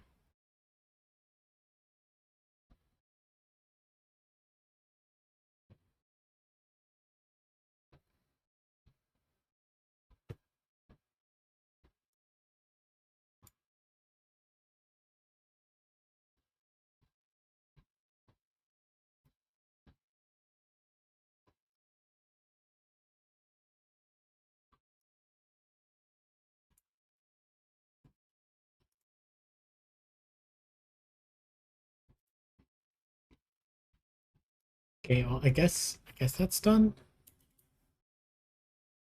Okay, so now let's try the just the admin app, or should I save these for another time? Um,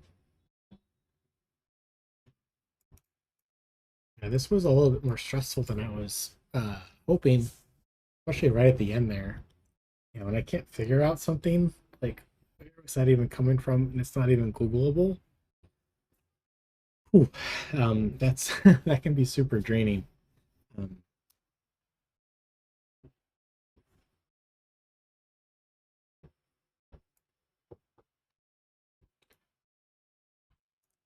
let's see, what's the bigger loose end?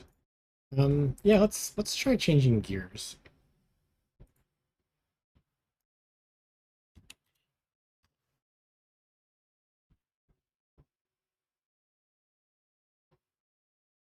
Oh, but we can do this before we do that. We can do this last one real quick. One will be a nice. This one will be a nice easy one. So the goal here is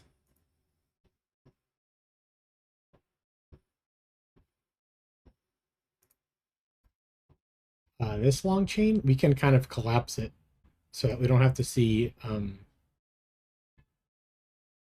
this long business. What we can do is, yeah, um, we can tell it not to create all those intermediate groups, and we can say the name of the group will be that name of that folder name. That'll give us something a little bit prettier to look at in the Xcode browser.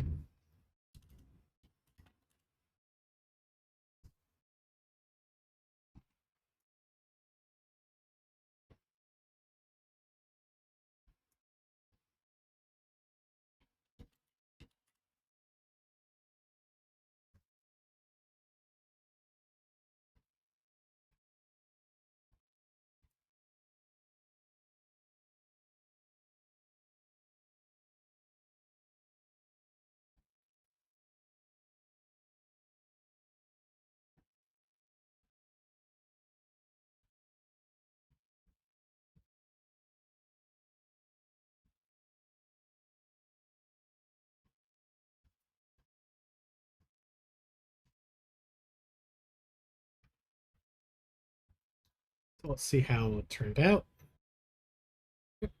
Oh, it did it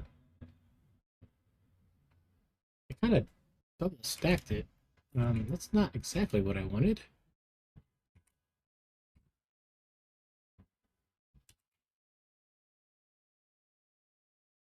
Maybe let's try leaving the group off.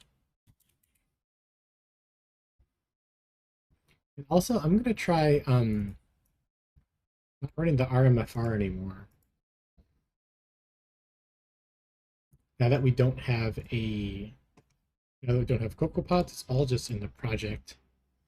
And maybe we don't need to delete it to make sure that it resets correctly.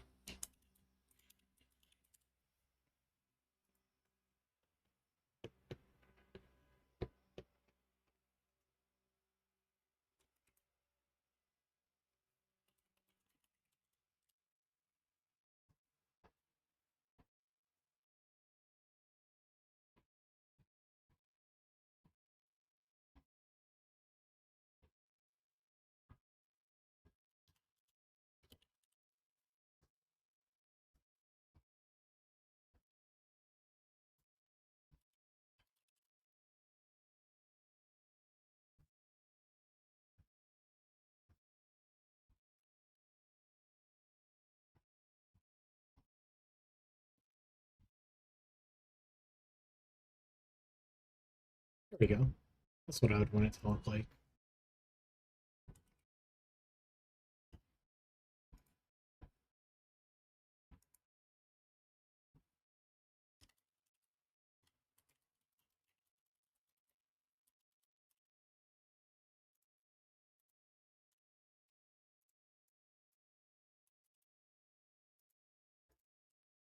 Okay, so I'm going to take a quick break and then we'll switch gears to some diagramming.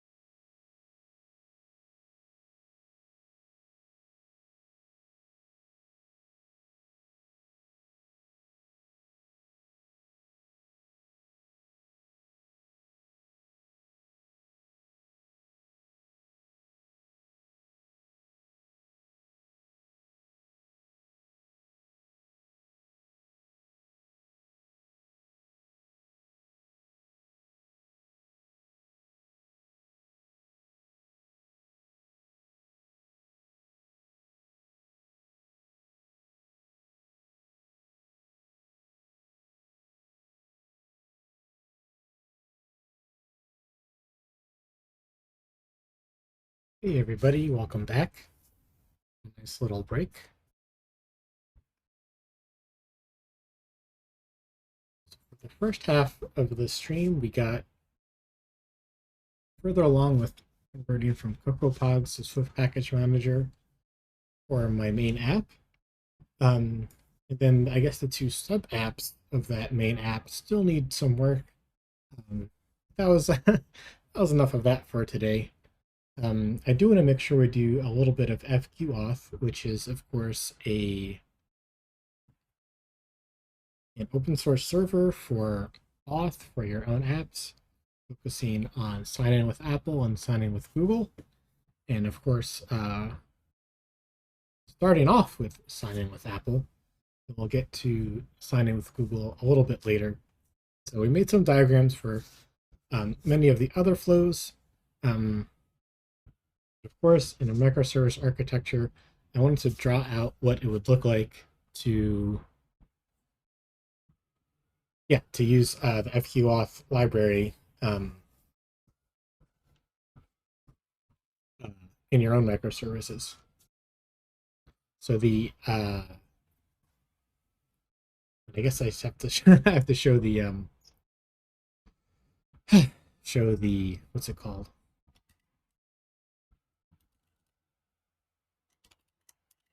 Perfect. This is exactly what I wanted to show.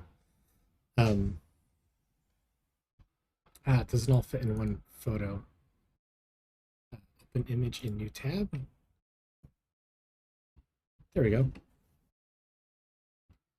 Yeah.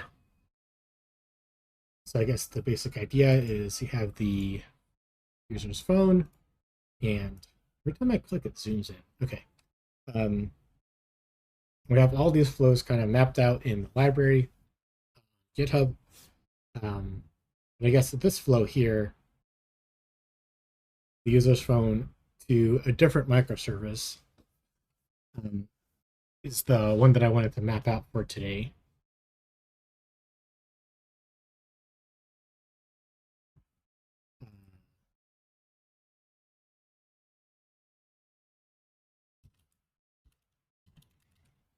So I guess we can say what the endpoint is, another endpoint. And this should be the same color as this. We can zoom in and make sure it's the right color.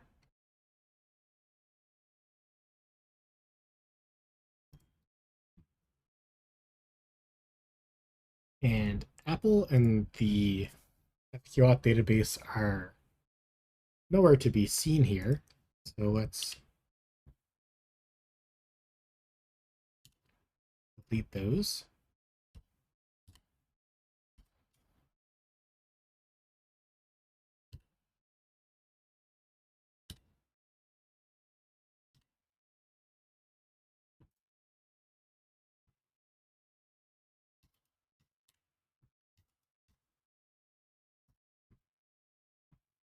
And zoom in a little bit.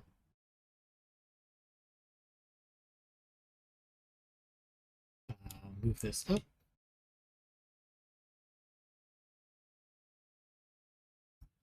Maybe this will be the FQAuth library, the server-side library.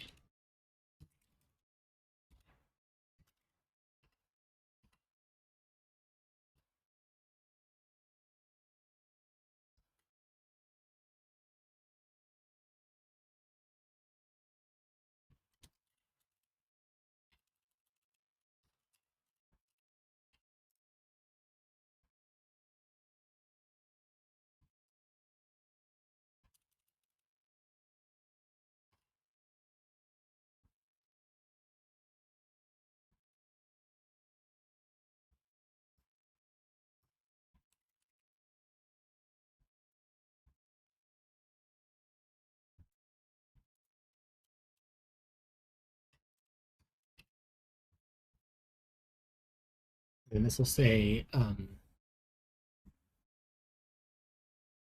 guess how much do I want to show here? I guess I want to show how easy the microservice, how little it has to do.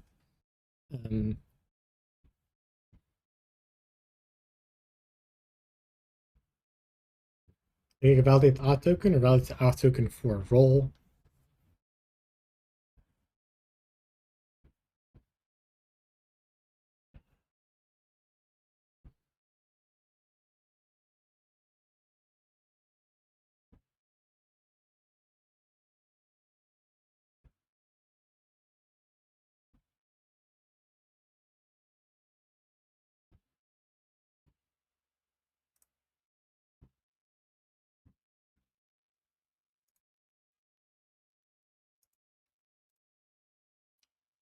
So this could,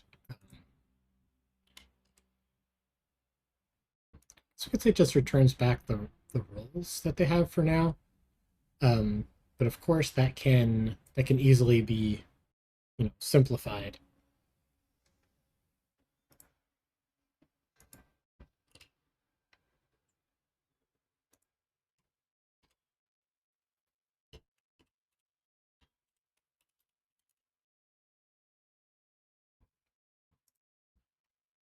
This needs to be a little bit shorter.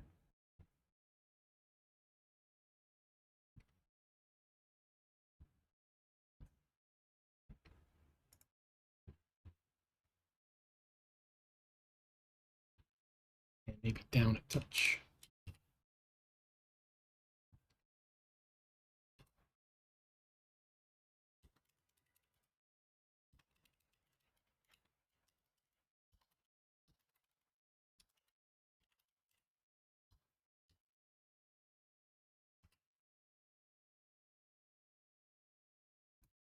Basically, it'll say which roles that token authorizes them for, and then the microservice can, oh, come on,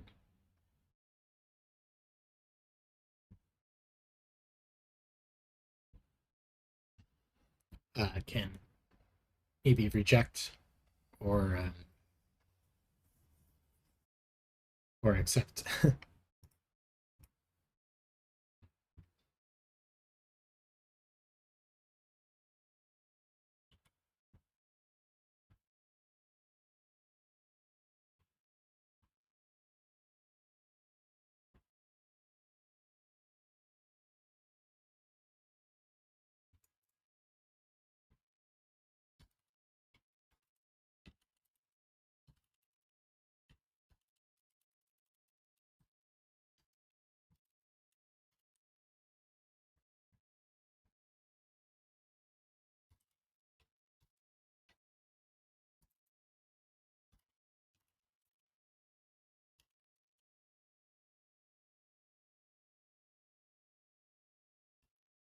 Maybe success will just look like this.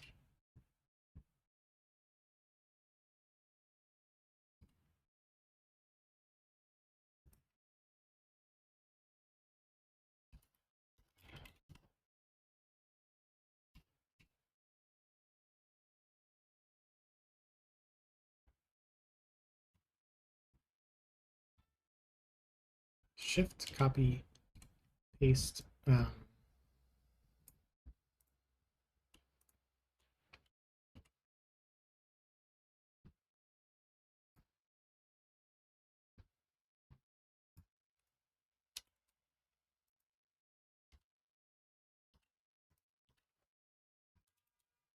Yeah, let's delete these.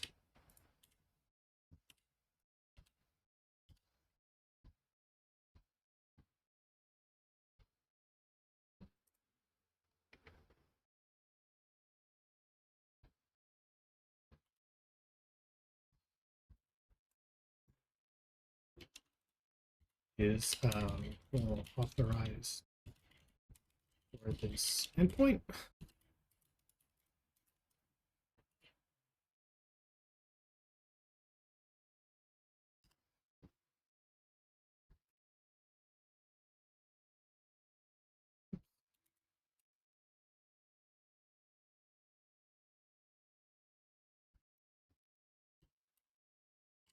Down.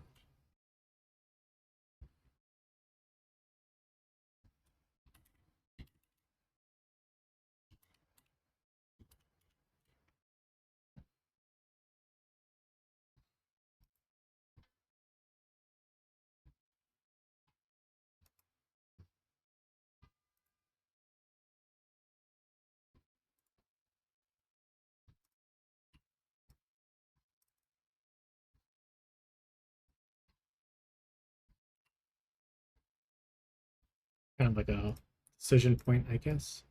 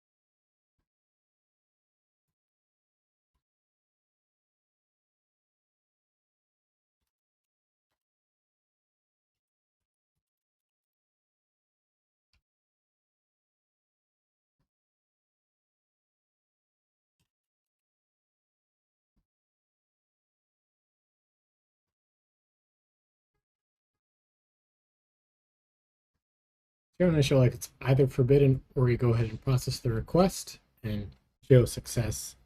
Then the app shows the data afterwards.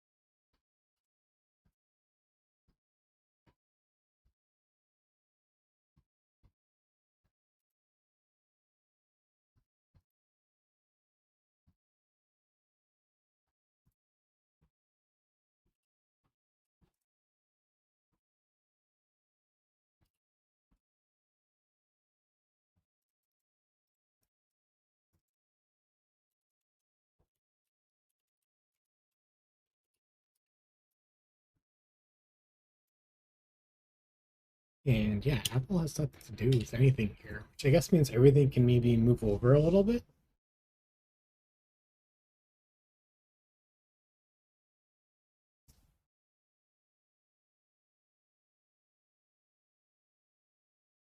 Well, I guess I do need some space here because I have this thing doing an action, I guess.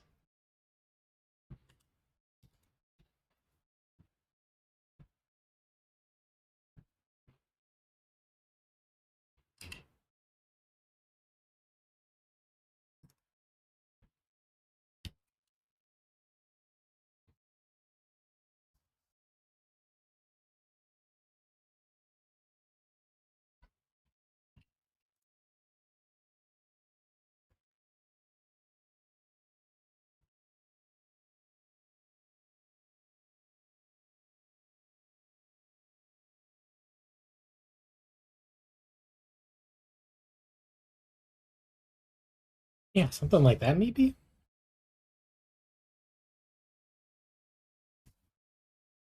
So they go to another endpoint, it hits the microservice. First thing it does is validate the auth token using the FQAuth server-side library. It does some stuff. Returns back the roles. Is this role authorized for this endpoint? And then it's either forbidden or processes the request. Yeah, I think that's exactly what I want to show here.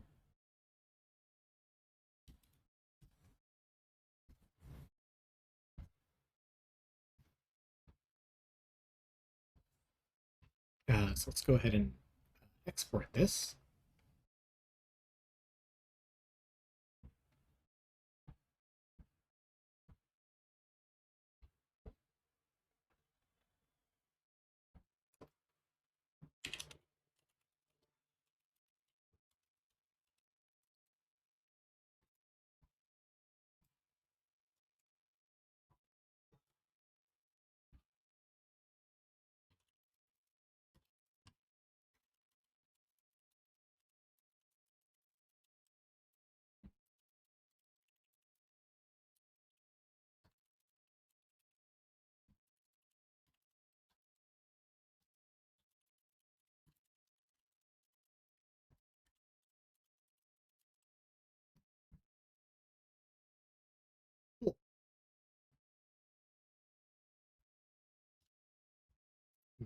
It's done. And let's look at setting up the screen schedule for next week. Wait, did that edit something? The diff. Oh, the export file name.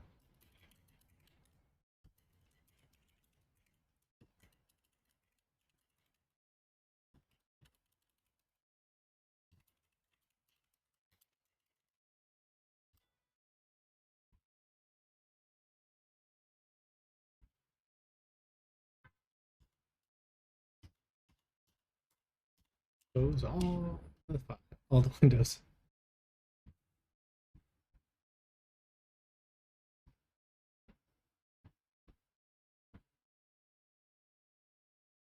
Yeah, actually, I'm not sure how I'm gonna do this on stream. Um, oh yeah, I remember what I wanted to do. I wanted to make link pages and put that in my stream template.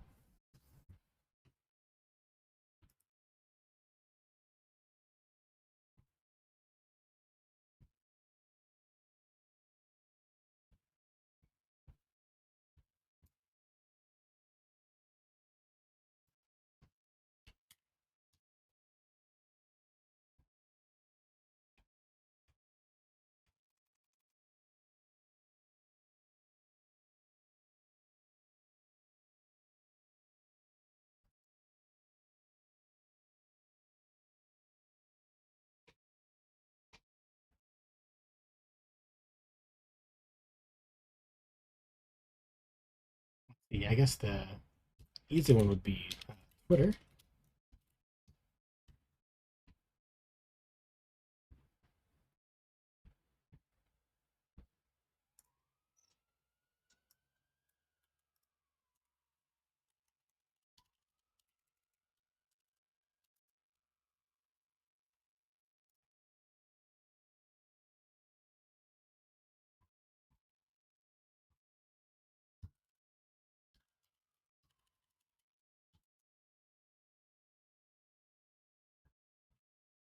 This isn't fitting anymore. Um, pull out the things that we're able to finish.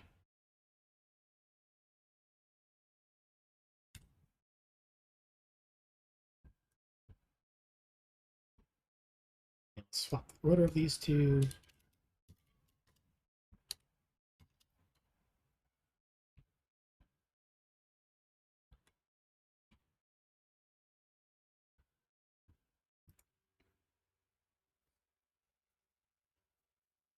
Okay, so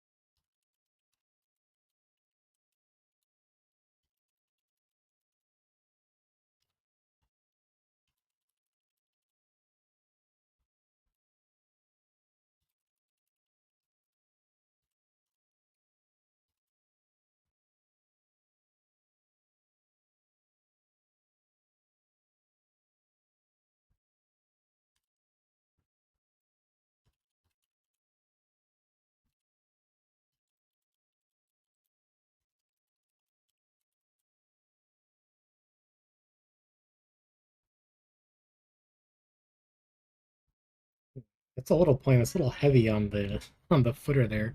There's more footer than uh, actual content.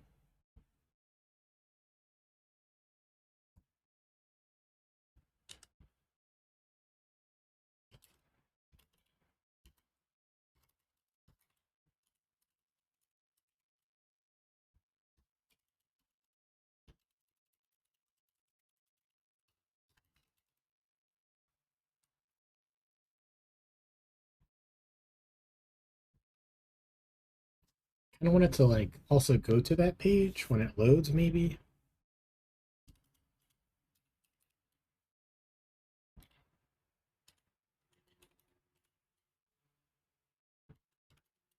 I just do like a script tag in here.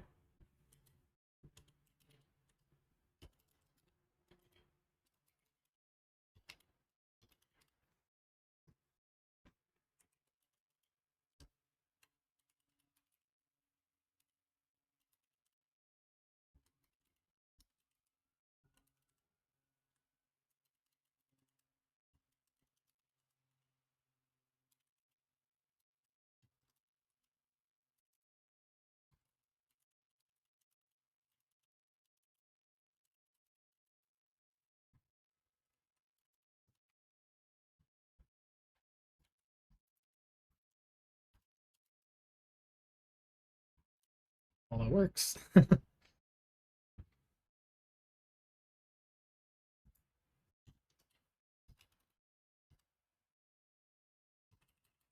But this is case sensitive.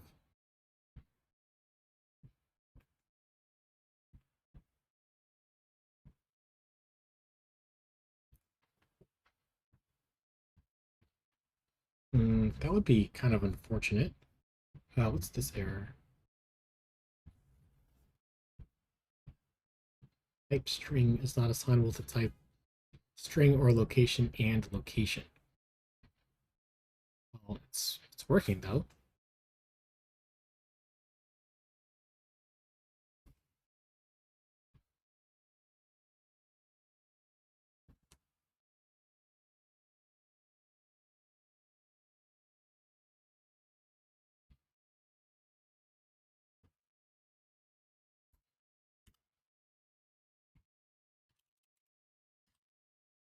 It's working too well. Let's comment that out.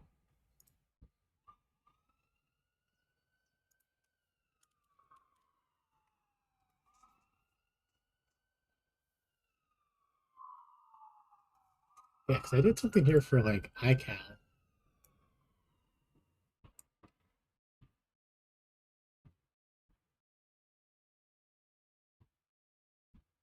Oh, .href. That's what it was.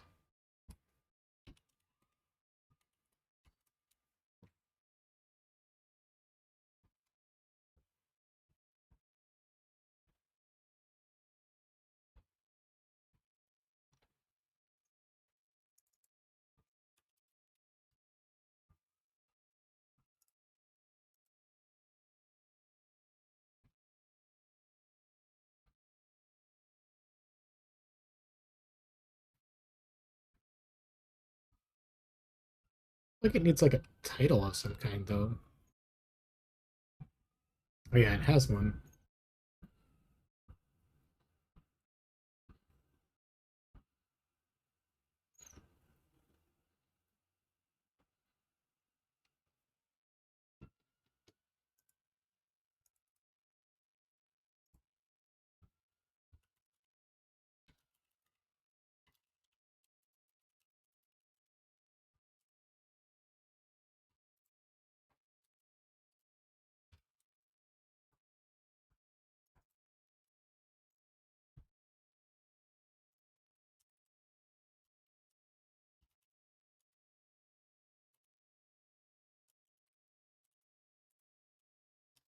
Title and href, I guess.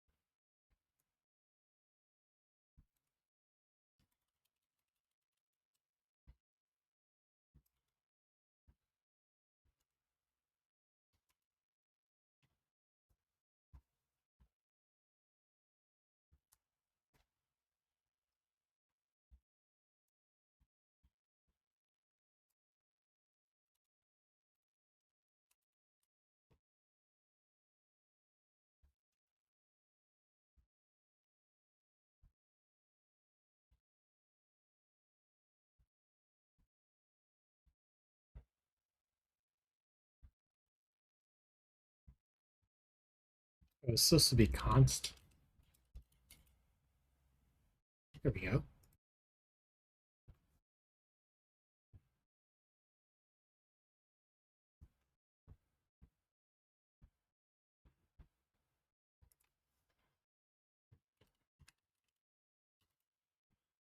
It's not going to work, is it?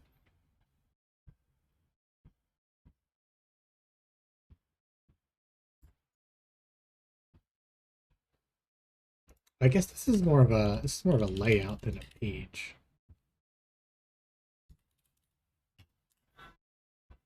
Put this inside of layouts.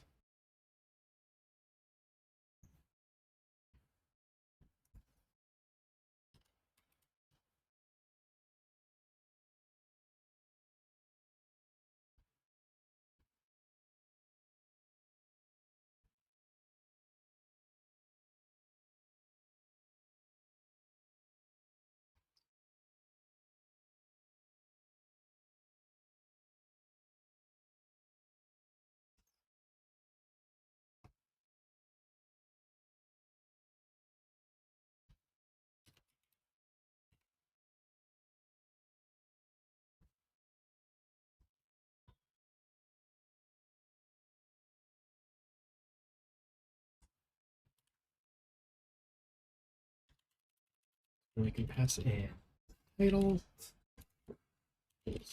Twitter, and href equals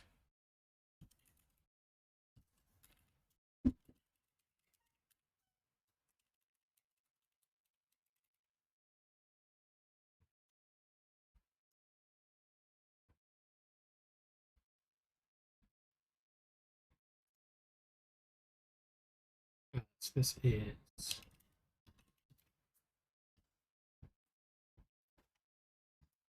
yeah, that's not working.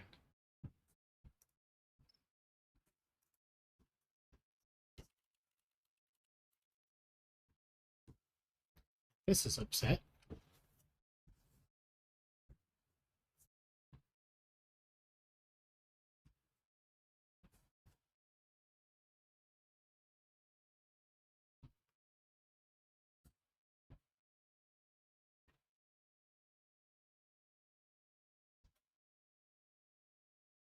Yeah, I'm gonna declare the types here.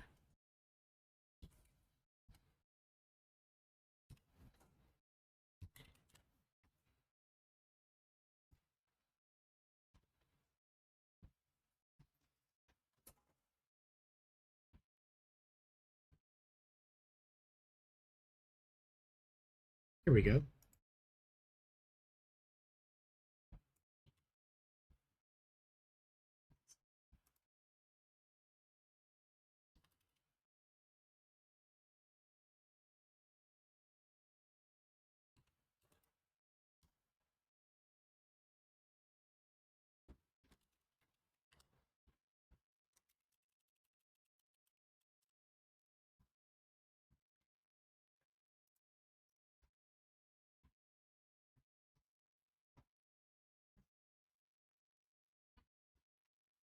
But it's supposed to be right here.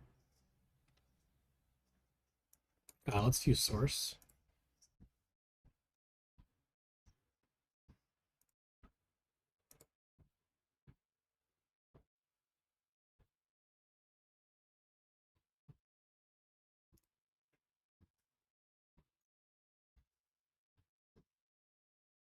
Oh, it thinks it's a wow.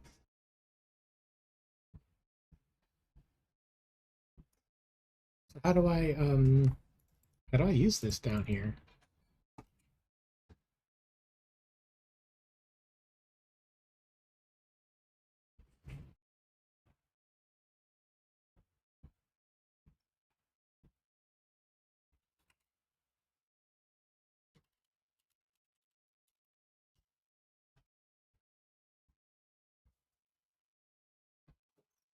It's right here. Come on.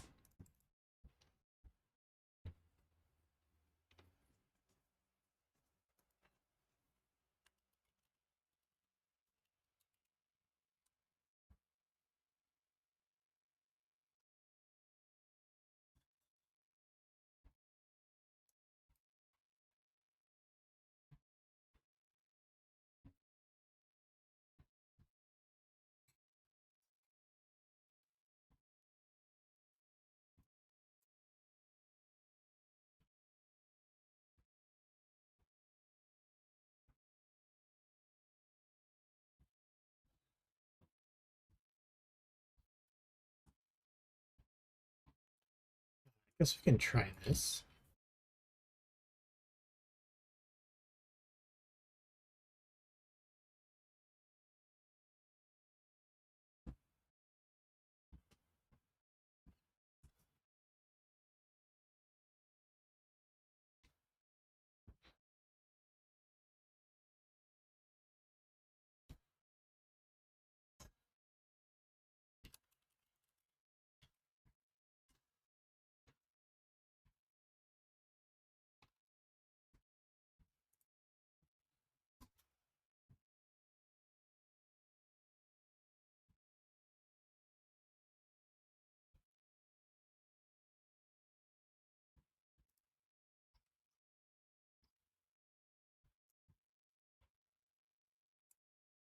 Find variable.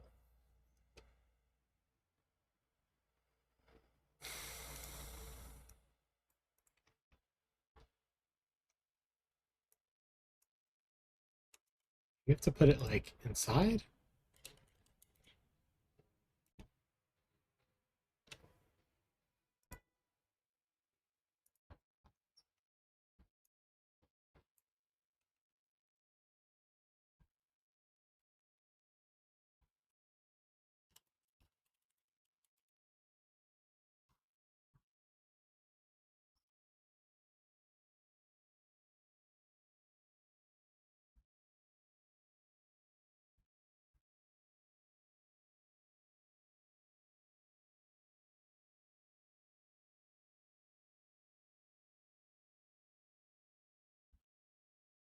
Still can't find it.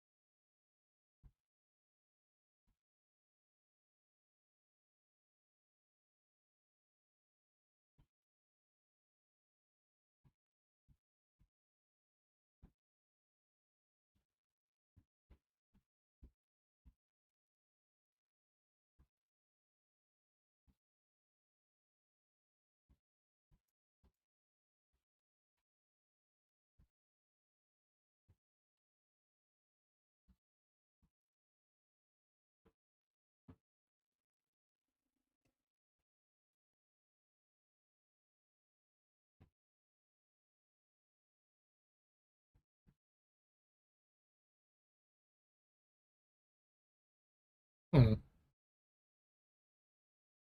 Let's take a look at this.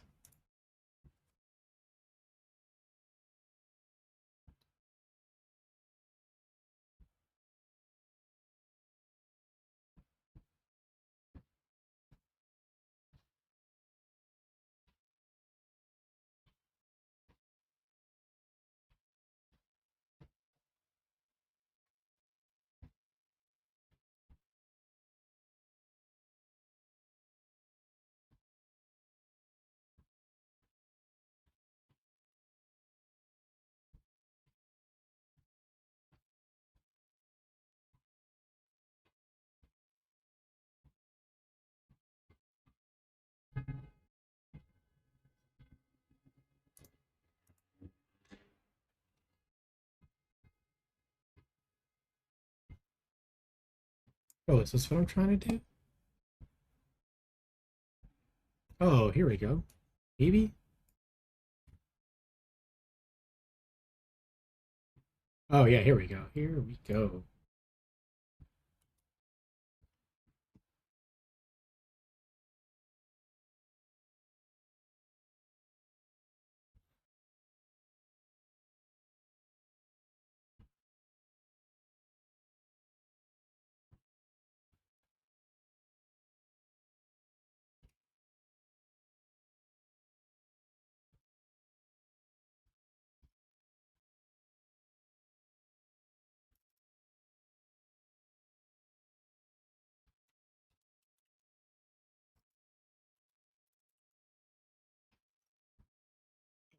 Would have to be the same, actually.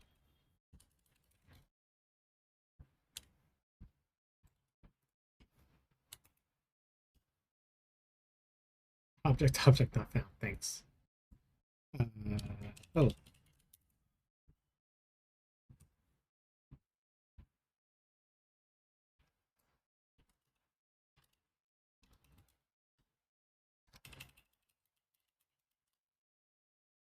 there we go.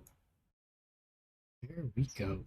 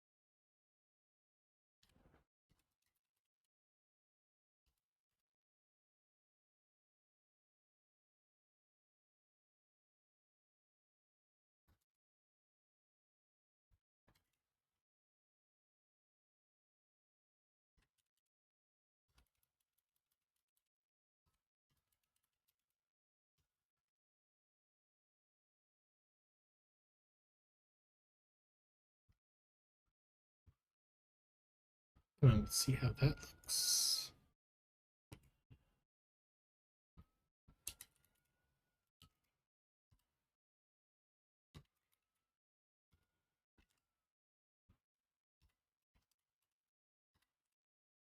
Hmm.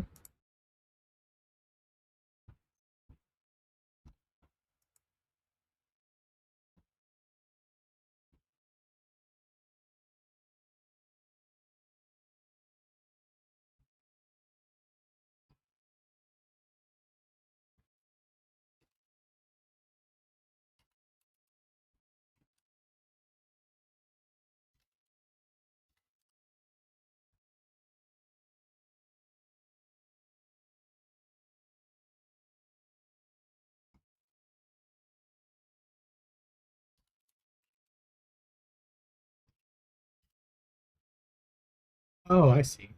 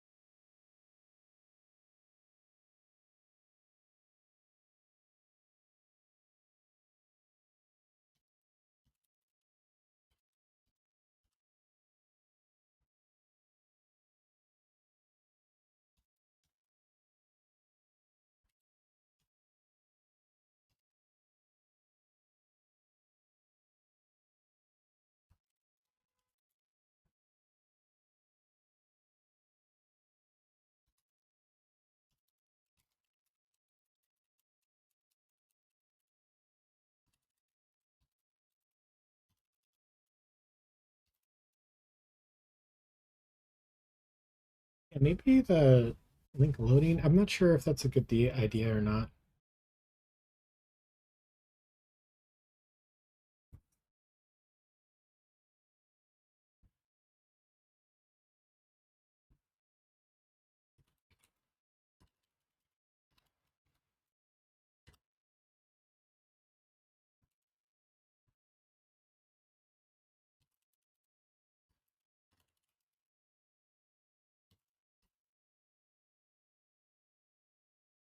And I think I can get that from the footer.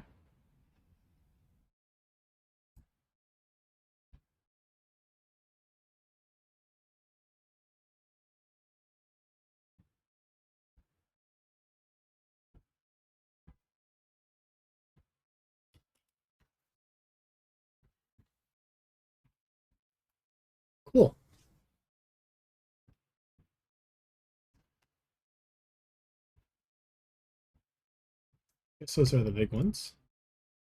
Let's just commit this.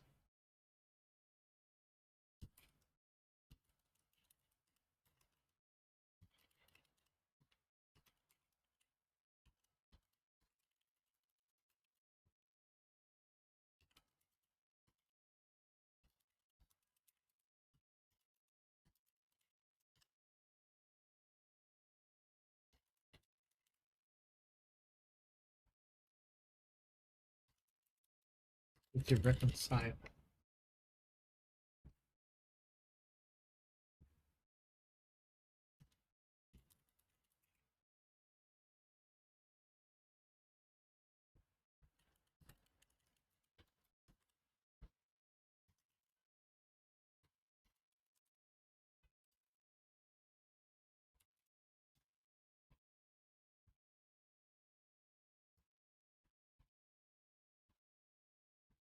Oh, be fine.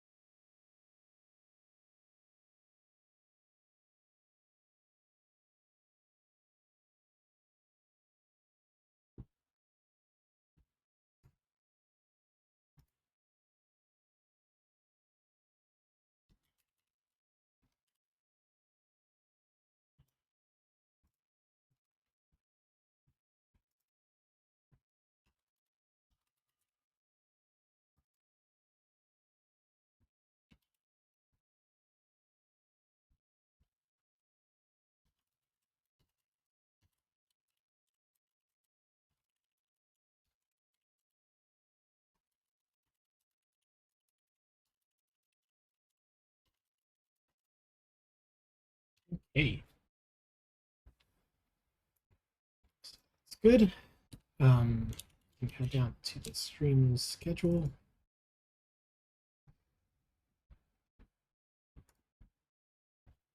Yeah, that I think is, yeah, this here. This is what I wanted to update.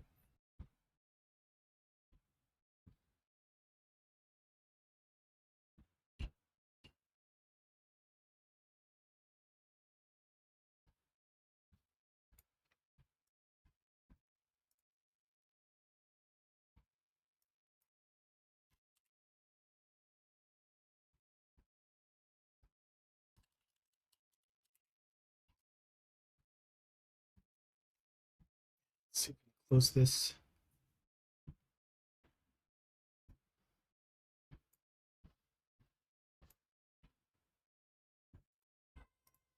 Maybe this should be smaller.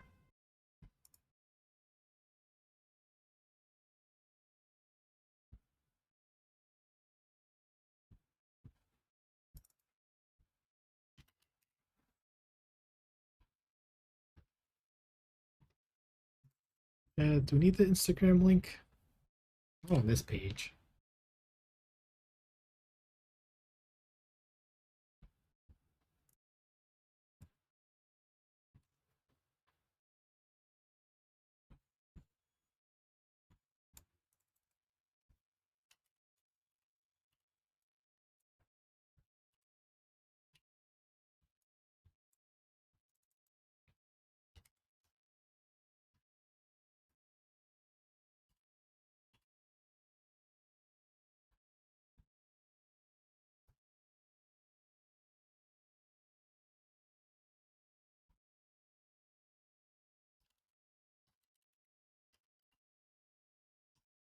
Get a ruler. Oops.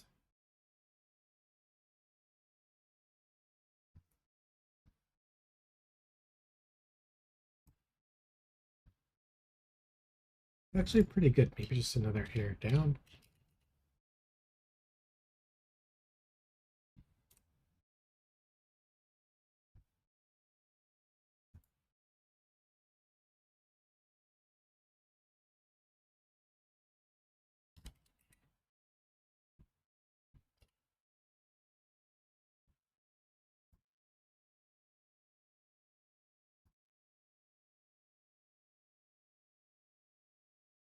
See, I guess the edge of the screen kind of means you have to pull these in a little bit.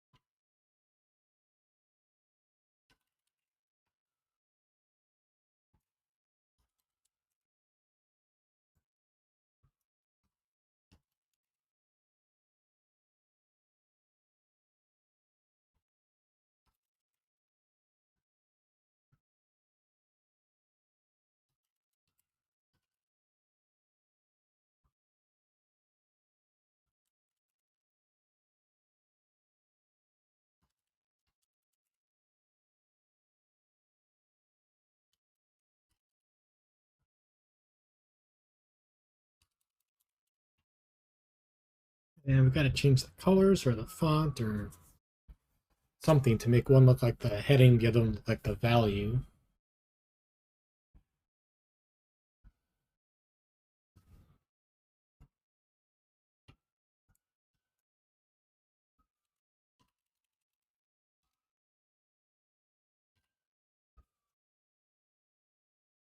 I wish I had like a shorter domain name or something. Or should I link directly to them? Well, I can't for the YouTube and Discord. Those are like impossible to type in.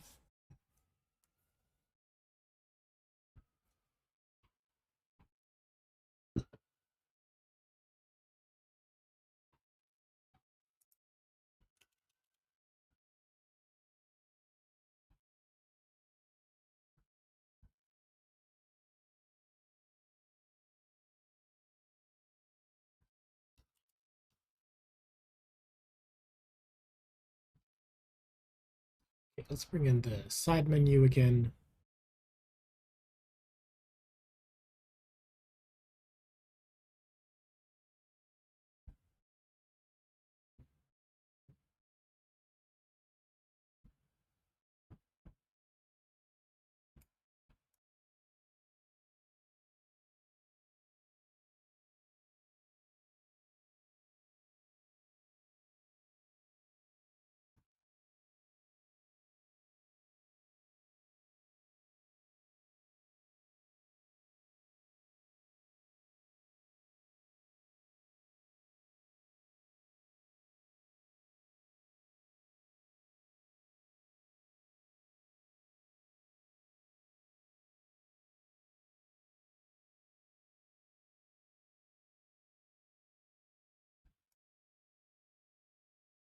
Yeah, maybe right there.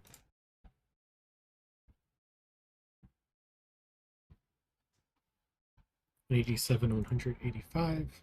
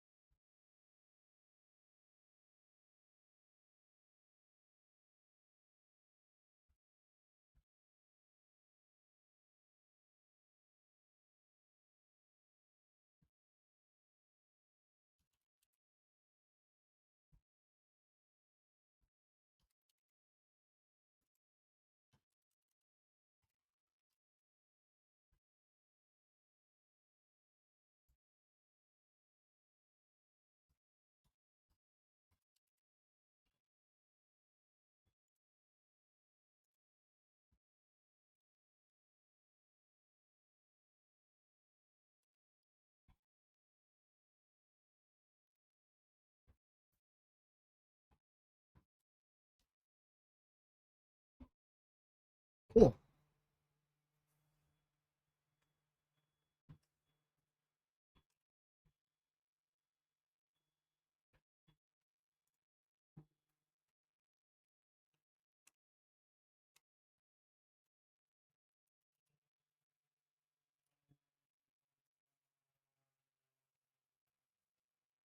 I'm not sure if it needs the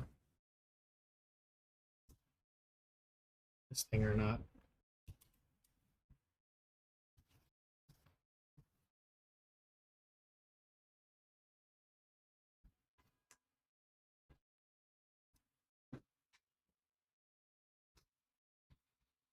Okay, but now that we have the template done, we can generate all of the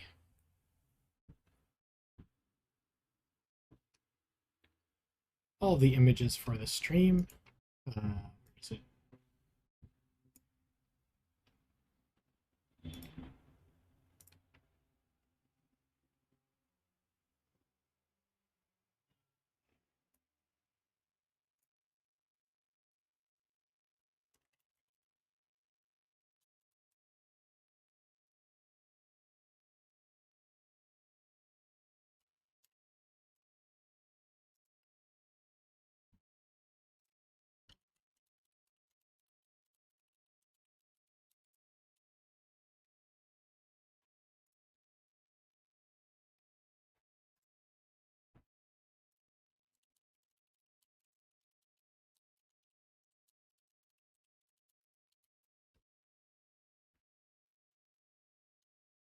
Let's see. I guess next week I won't be here.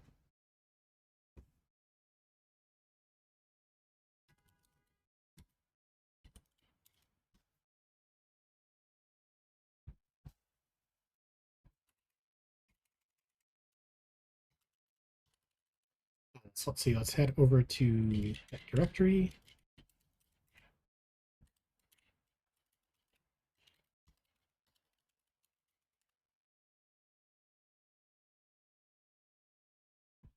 And let's see what we got.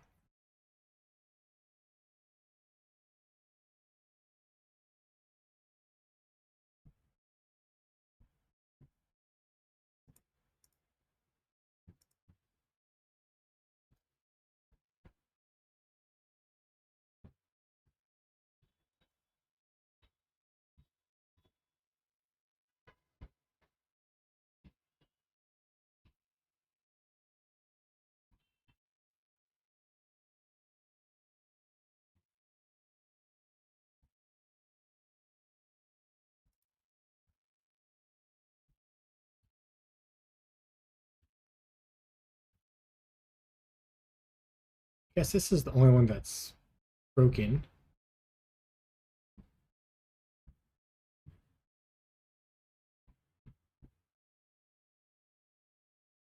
And why is that?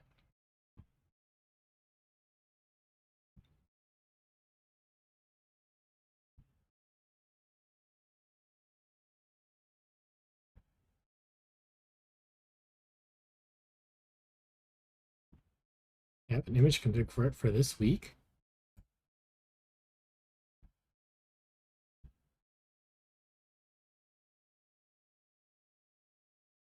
Oh, there it goes. It just didn't refresh. What is next week?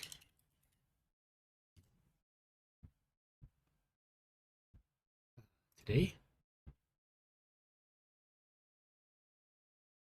So the 3rd through the 7th, I guess?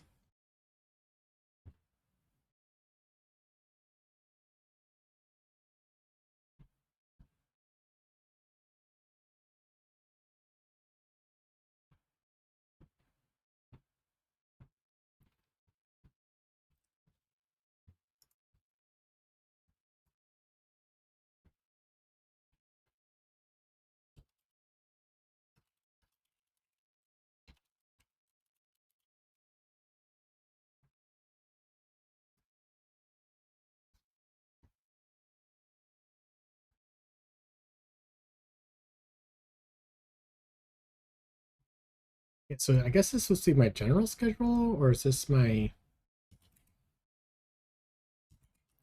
have to say the week on it. I guess so. That'll make it, yeah, more up to date. Or just say the week on each one.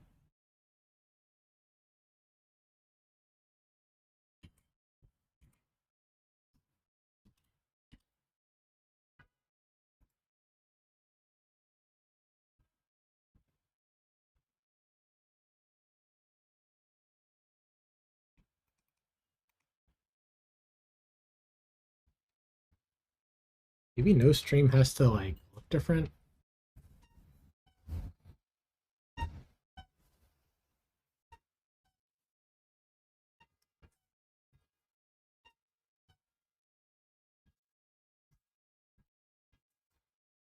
Yeah, maybe these titles need some updates as well. That's a good start.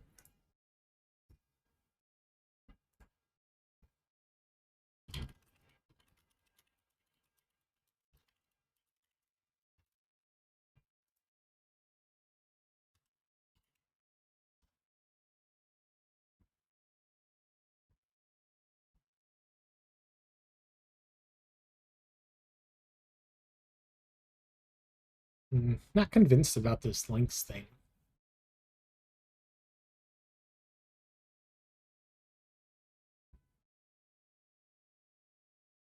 Hey, welcome back, Immelman. How's it going?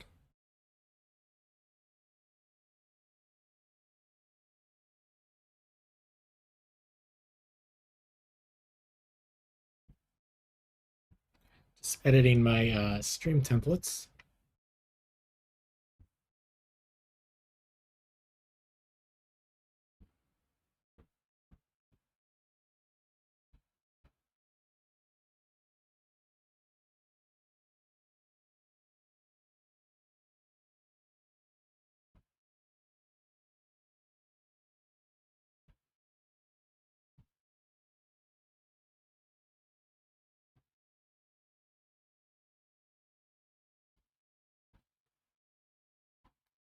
Oh, these are all together, huh?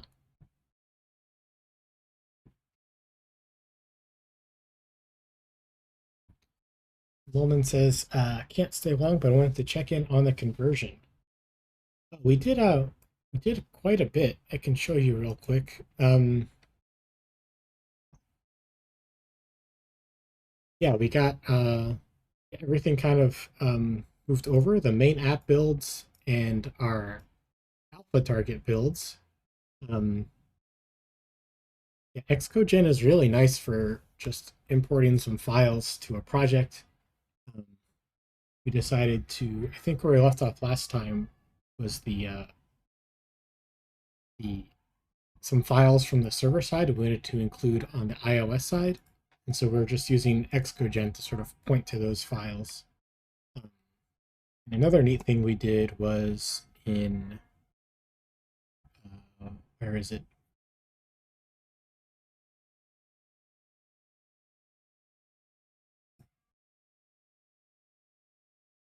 Packages, iOS applib. Yeah, we added an export, and that really helped reduce the number of import statements we had to write. Um, yeah, so I guess the conversion will be complete once we finish getting all the shared files to work with the admin app and our map editor. Uh, but I'm very, very happy with how it went so far. The weirdest thing was we had to explicitly import JavaScript core, and I'm not really sure why. Um, and I couldn't find anything on Google about it, but it had to do with Google Ads. So that's a quick little update. Um, Everything will be on YouTube soon. Yesterday's episode is already on YouTube.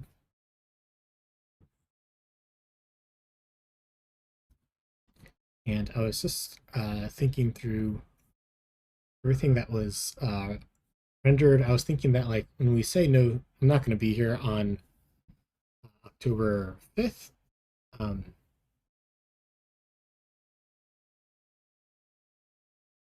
so I need to maybe mark this in a different color or something. And how to do that sort of automatically. What would also be nice is if these had maybe the day on them as well.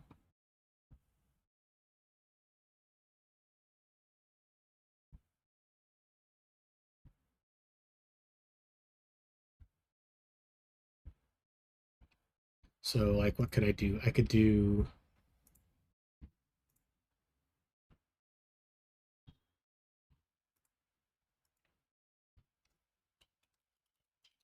The woman says, I checked your YouTube yesterday and a lot of things were interesting. Oh, thank you so much.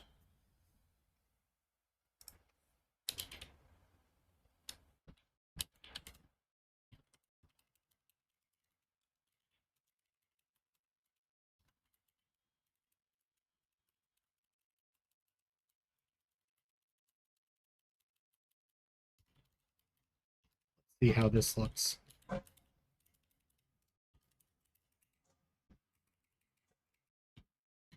Let's render it.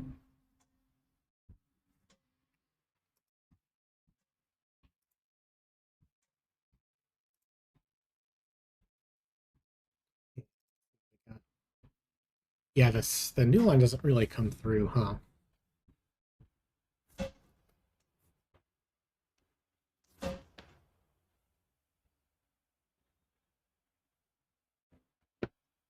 But there's room for it.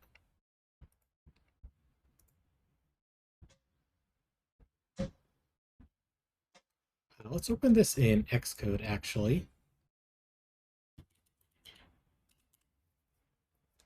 Could not open file.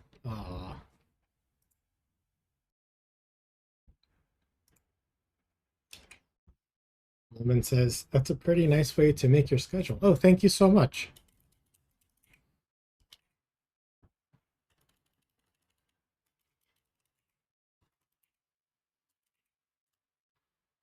There we go.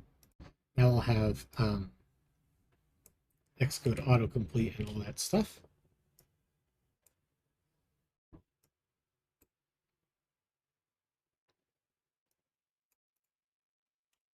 But what I want to do is maybe have like a second line.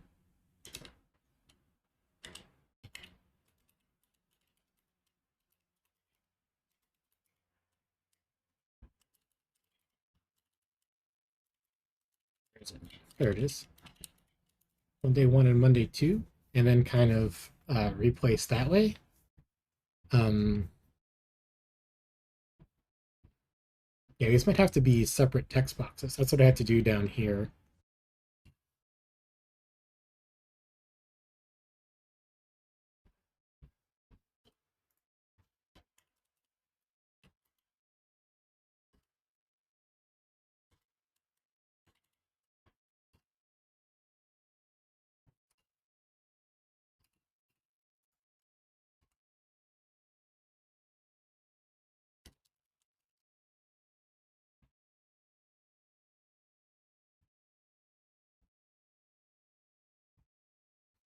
Or alternatively, just kind of have something over here.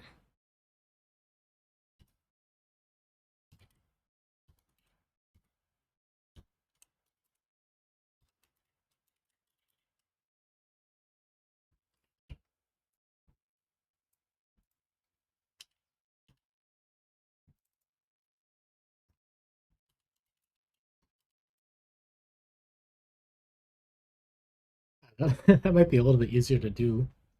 Um,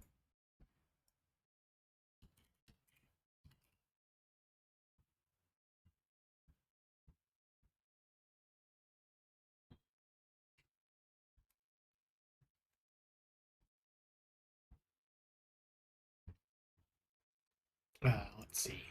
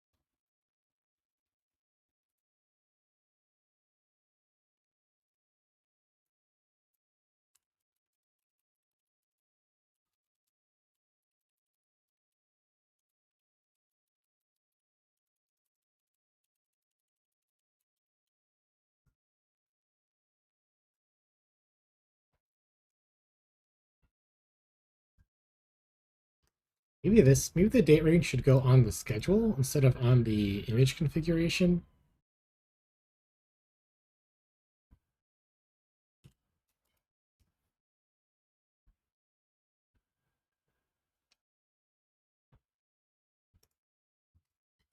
Because that's where it's going to change. Bowman asks, what to use to interact with the SVG? You use a lib or is it native? Um, uh, so I guess I can show you a little bit behind the curtains here. Um, so I guess what's happening is, I guess you can see there's this little package here. Um, has one executable render, and it depends on sh, and so there's a bunch of images we've defined. We want to render all as a thing that we do. Render all kind of goes through each image and renders it, and what render does is it uses sh to run a command. In this case, it's Inkscape, which happens to be the name of um, the open source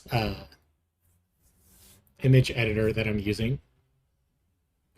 They also have a command line for it, so I use sh to I pass in some arguments, the file to render the width and the height, and that's what comes out the other side. And if I show you the terminal, you can see that sh prints out what it's running. So sh is going to run Inkscape with the thanks for watching with 1280 by 720. So if something goes wrong, I can copy paste this and run it manually, for example.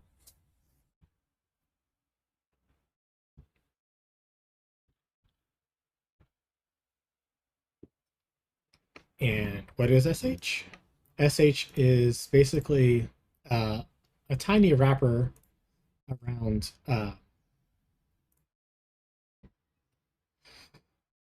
the foundation process thing.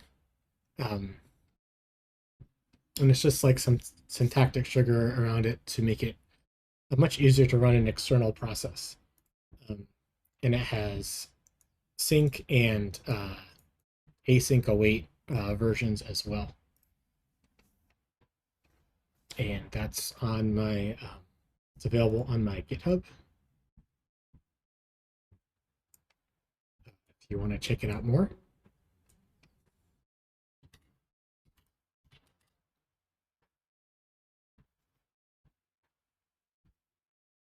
So you render the SVG, yeah.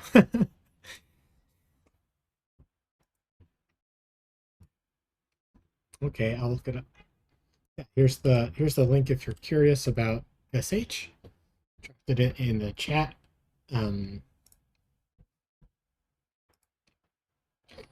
If not, no worries. I'm gonna head back towards making my schedule.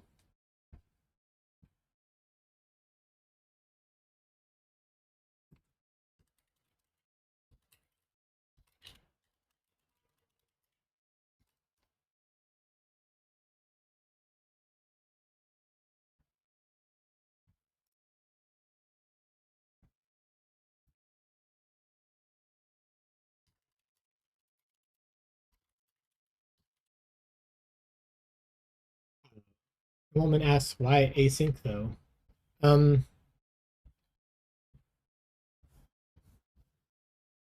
I guess let's see, kind of another long answer is, well, I mean, how can I say it shortly? I mean, because it's there, it'd be nice to be able to run something on the command line asynchronously. Um, I guess, oh, I don't have to give the longer answer. I have an example right here. So yeah, all of these are independent from each other, rendering each one as independent. They can happen asynchronously, and I do.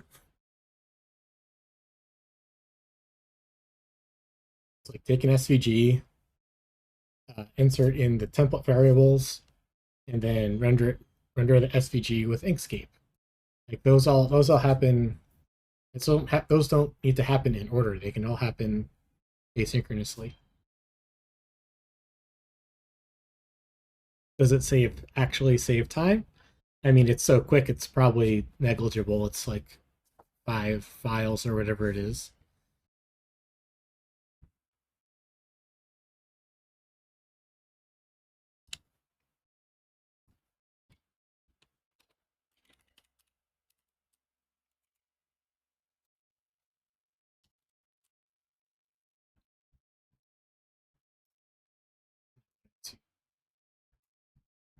This out.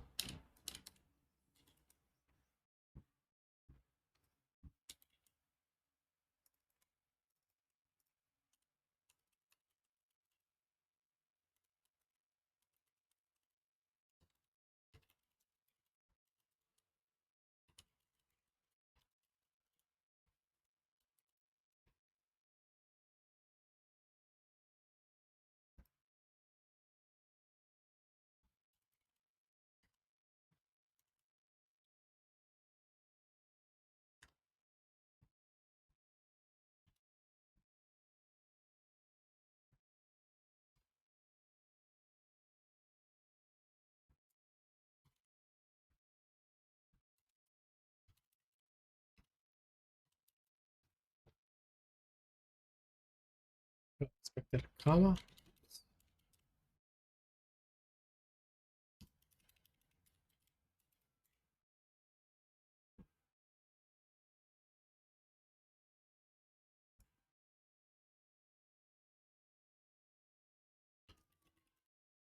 Molman says, I suppose you can use it to other projects that scale up in a number of things to render. And it makes a lot of sense. Oh, thank you. Yeah.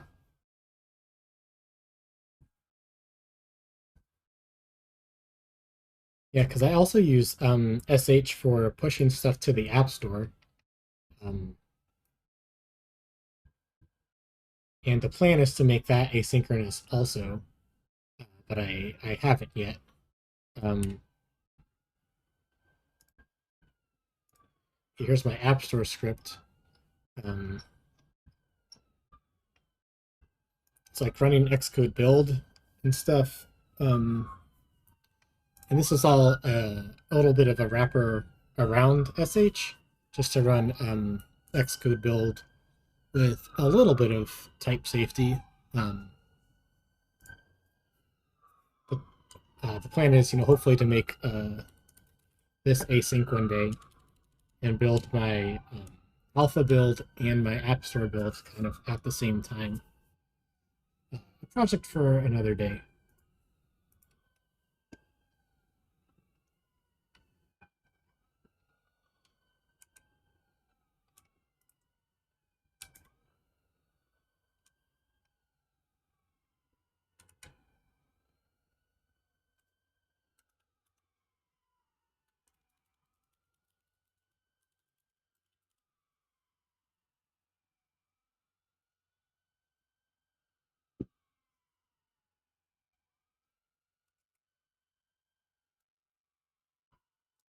Okay, so it ran. Let's see what we got.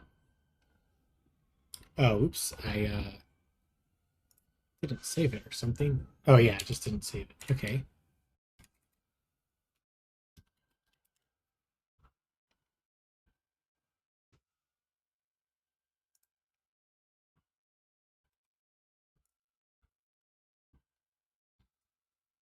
Hmm.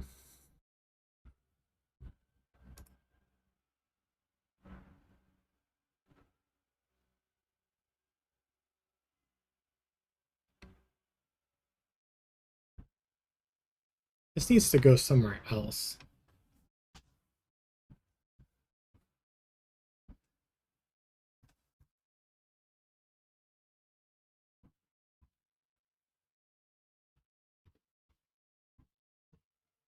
Maybe this should go like right above here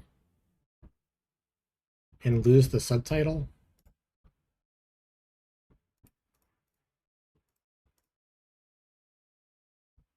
And here it becomes repetitive also, though.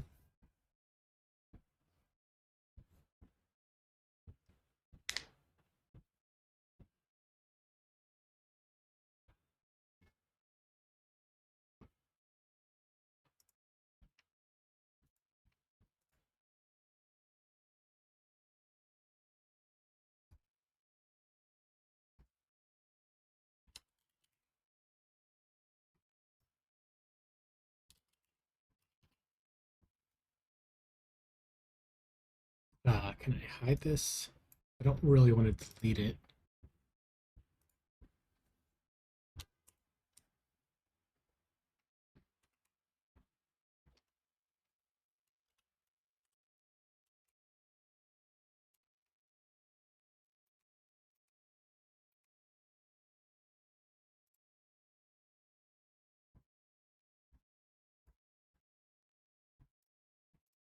I'm gonna make this thing go away on the side here.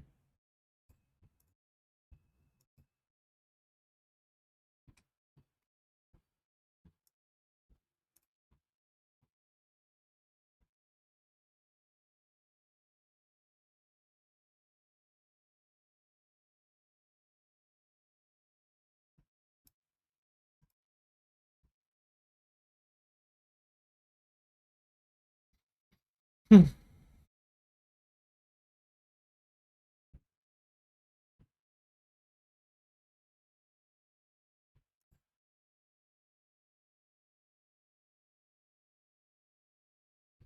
This is not the right place for the date either, though. Or this is like the long version of it.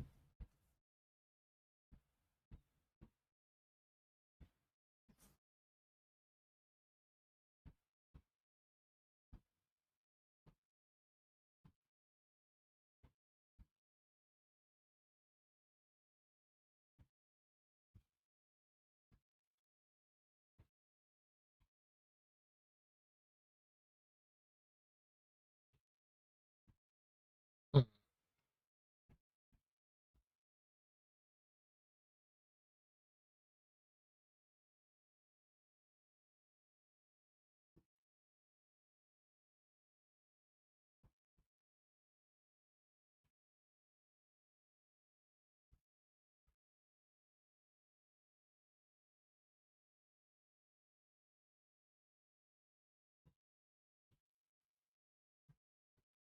Maybe instead of live, it should say date range here.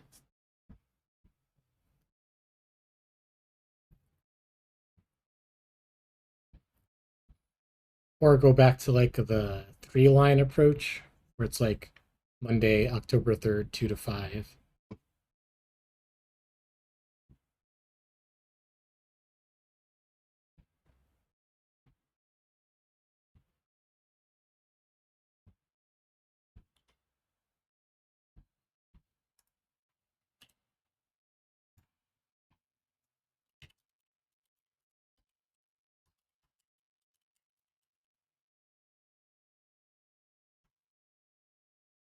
I guess the main focus is the cow. Yeah, I think that's what people would want to see most. Um,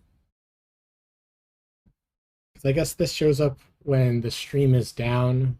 This shows up while the stream would be starting up, like, stream starting soon. And I guess while I'm sort of saying goodbye, it's like saying goodbye. This is where you can find me live next time, or here's where you can find me not live, like the links um, for next time.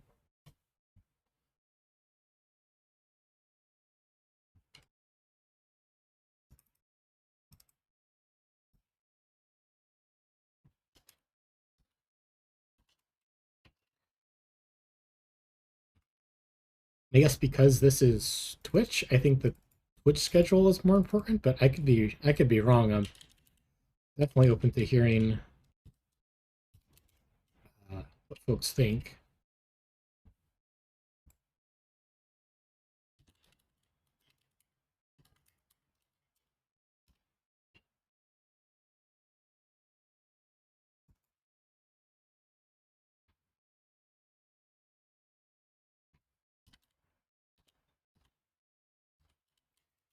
definitely open to hearing what folks think. That's just my thinking on it so far.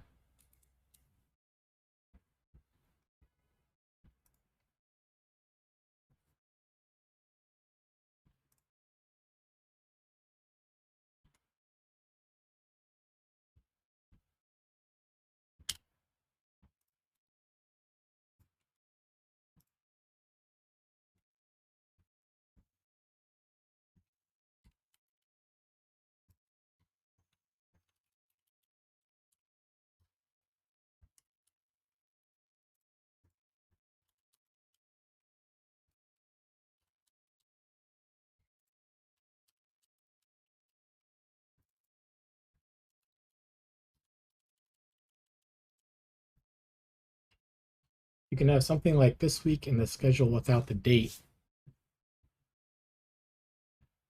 Hmm.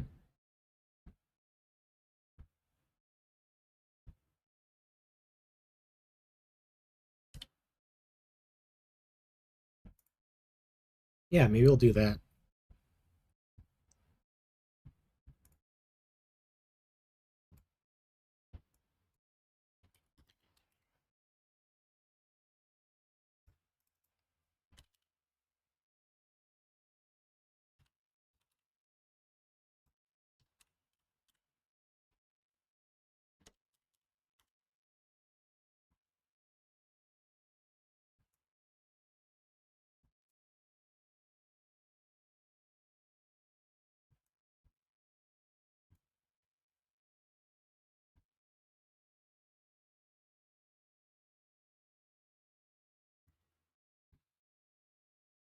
See, before lining everything up, let's give this a go.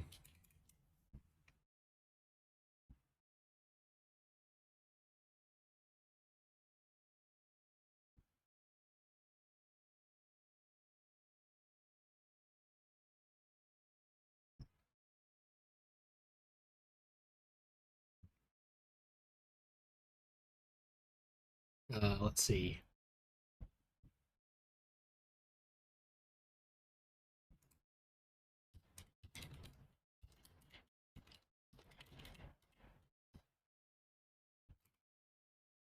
Also have a schedule tool on Twitch. Yeah, that's true.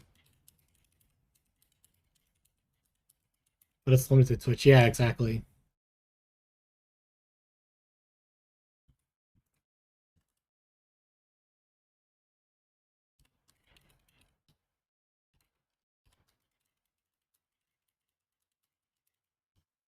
If you want a waiting screen, you have to also have that. Yeah.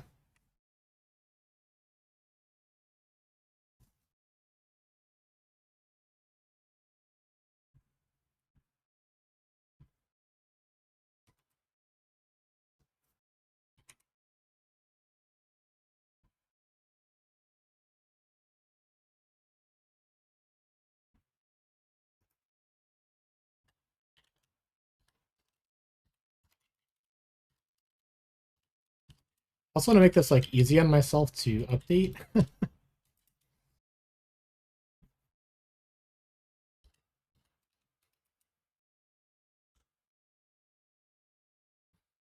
Like,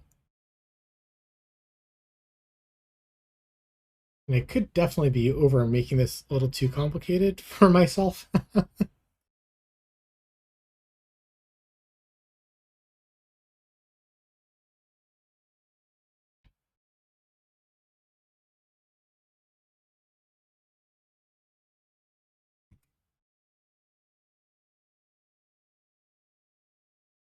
This will be Monday, the date, and then the time. I guess is the live of death. Yeah.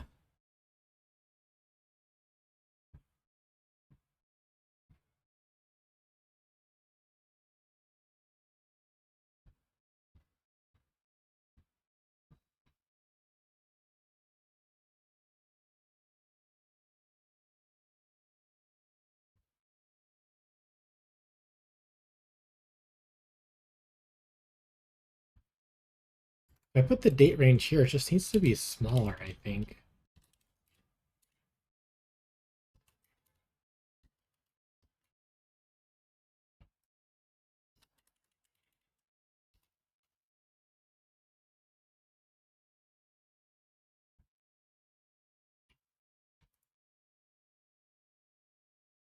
Yeah, I'm not exactly thrilled about having each date here because then I have to do date manipulation. And I do like this of just I say the date range and I make updates because these things this changes all at the same time. The kind of images I have, those change perhaps, all at the same time. Um,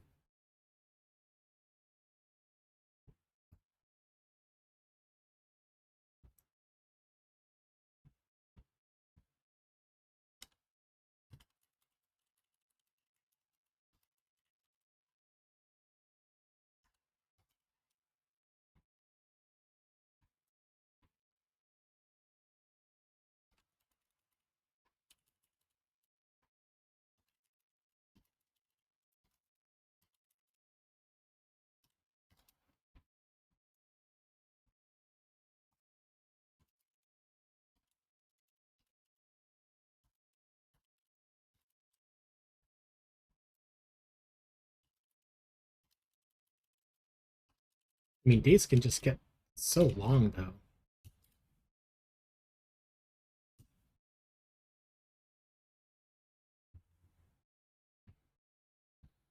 Um,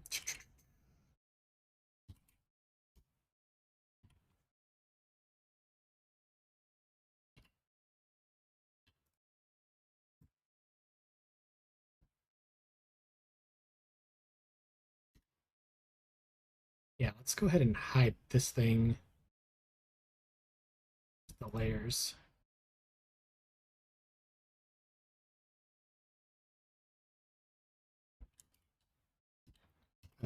Dates line 2.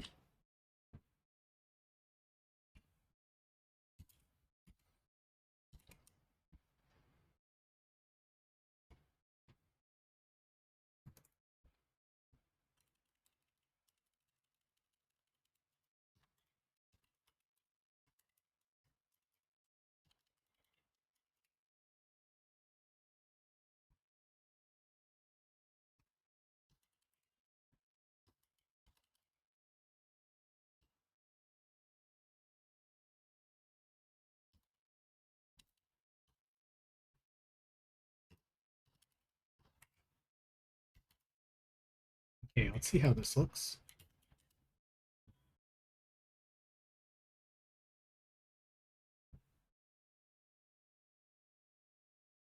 Yeah, that's so long down there.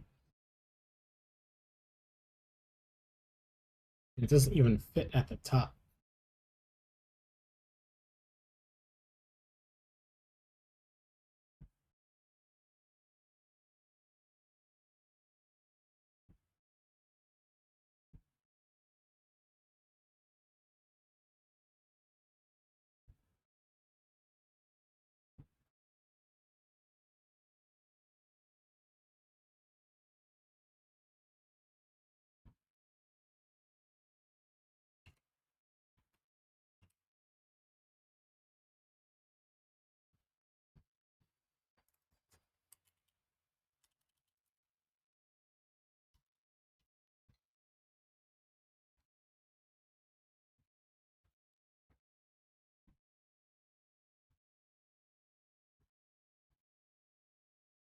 And I need like a short. I think at some point I do want to do like actual dates. That's a little bit too much, I think, for today though. I'm gonna hide this again. Where is this? It is.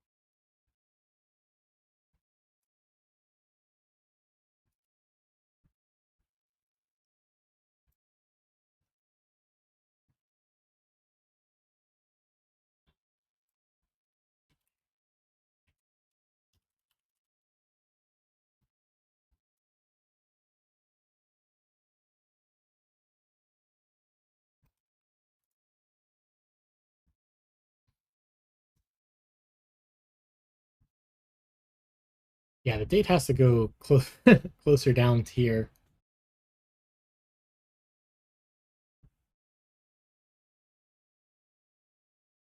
I don't know. Maybe we'll leave that part off. Um, let's see, was that in? I have to like two editors open as well.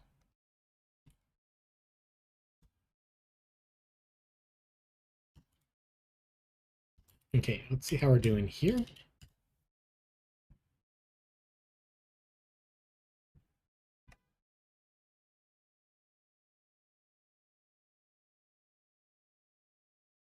Yeah, I think this will be fine for now.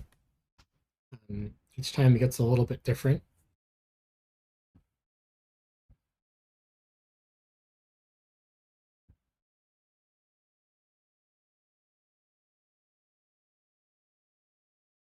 And this is postable for, and yeah, maybe next time we'll add a date range or something.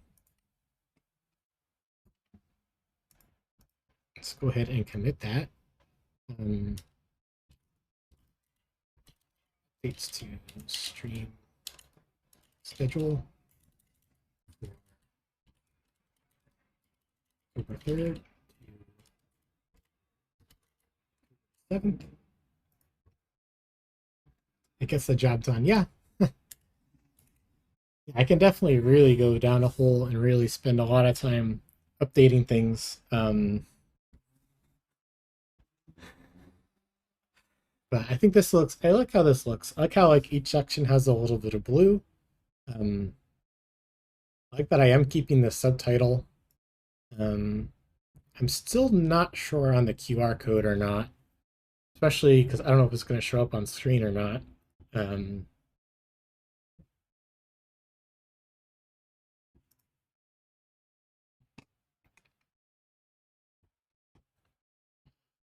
Whew, but I am hungry and tired. Um,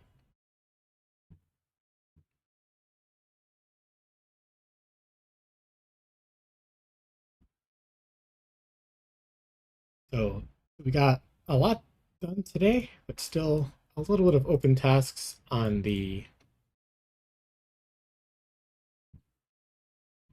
queue there. We got the main app to build completely, no more CocoaPods. Alpha builds completely, no more CocoaPods.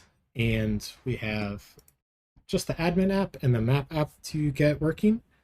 And then we'll be basically Ruby free in our app, Swift only, which I'm very excited about.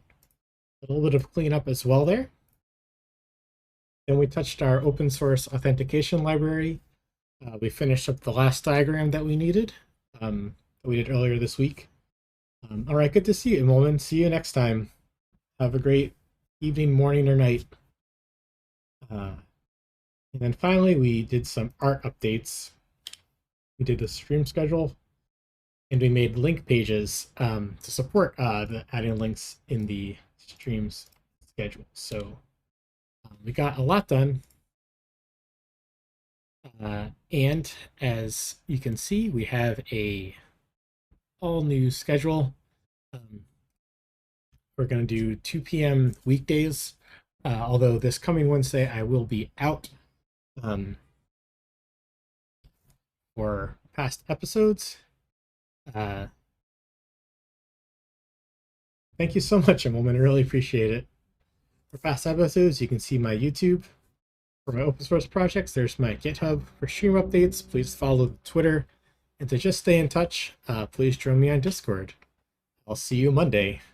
Have a great evening, morning, or night, wherever you are. Thank you so much for watching.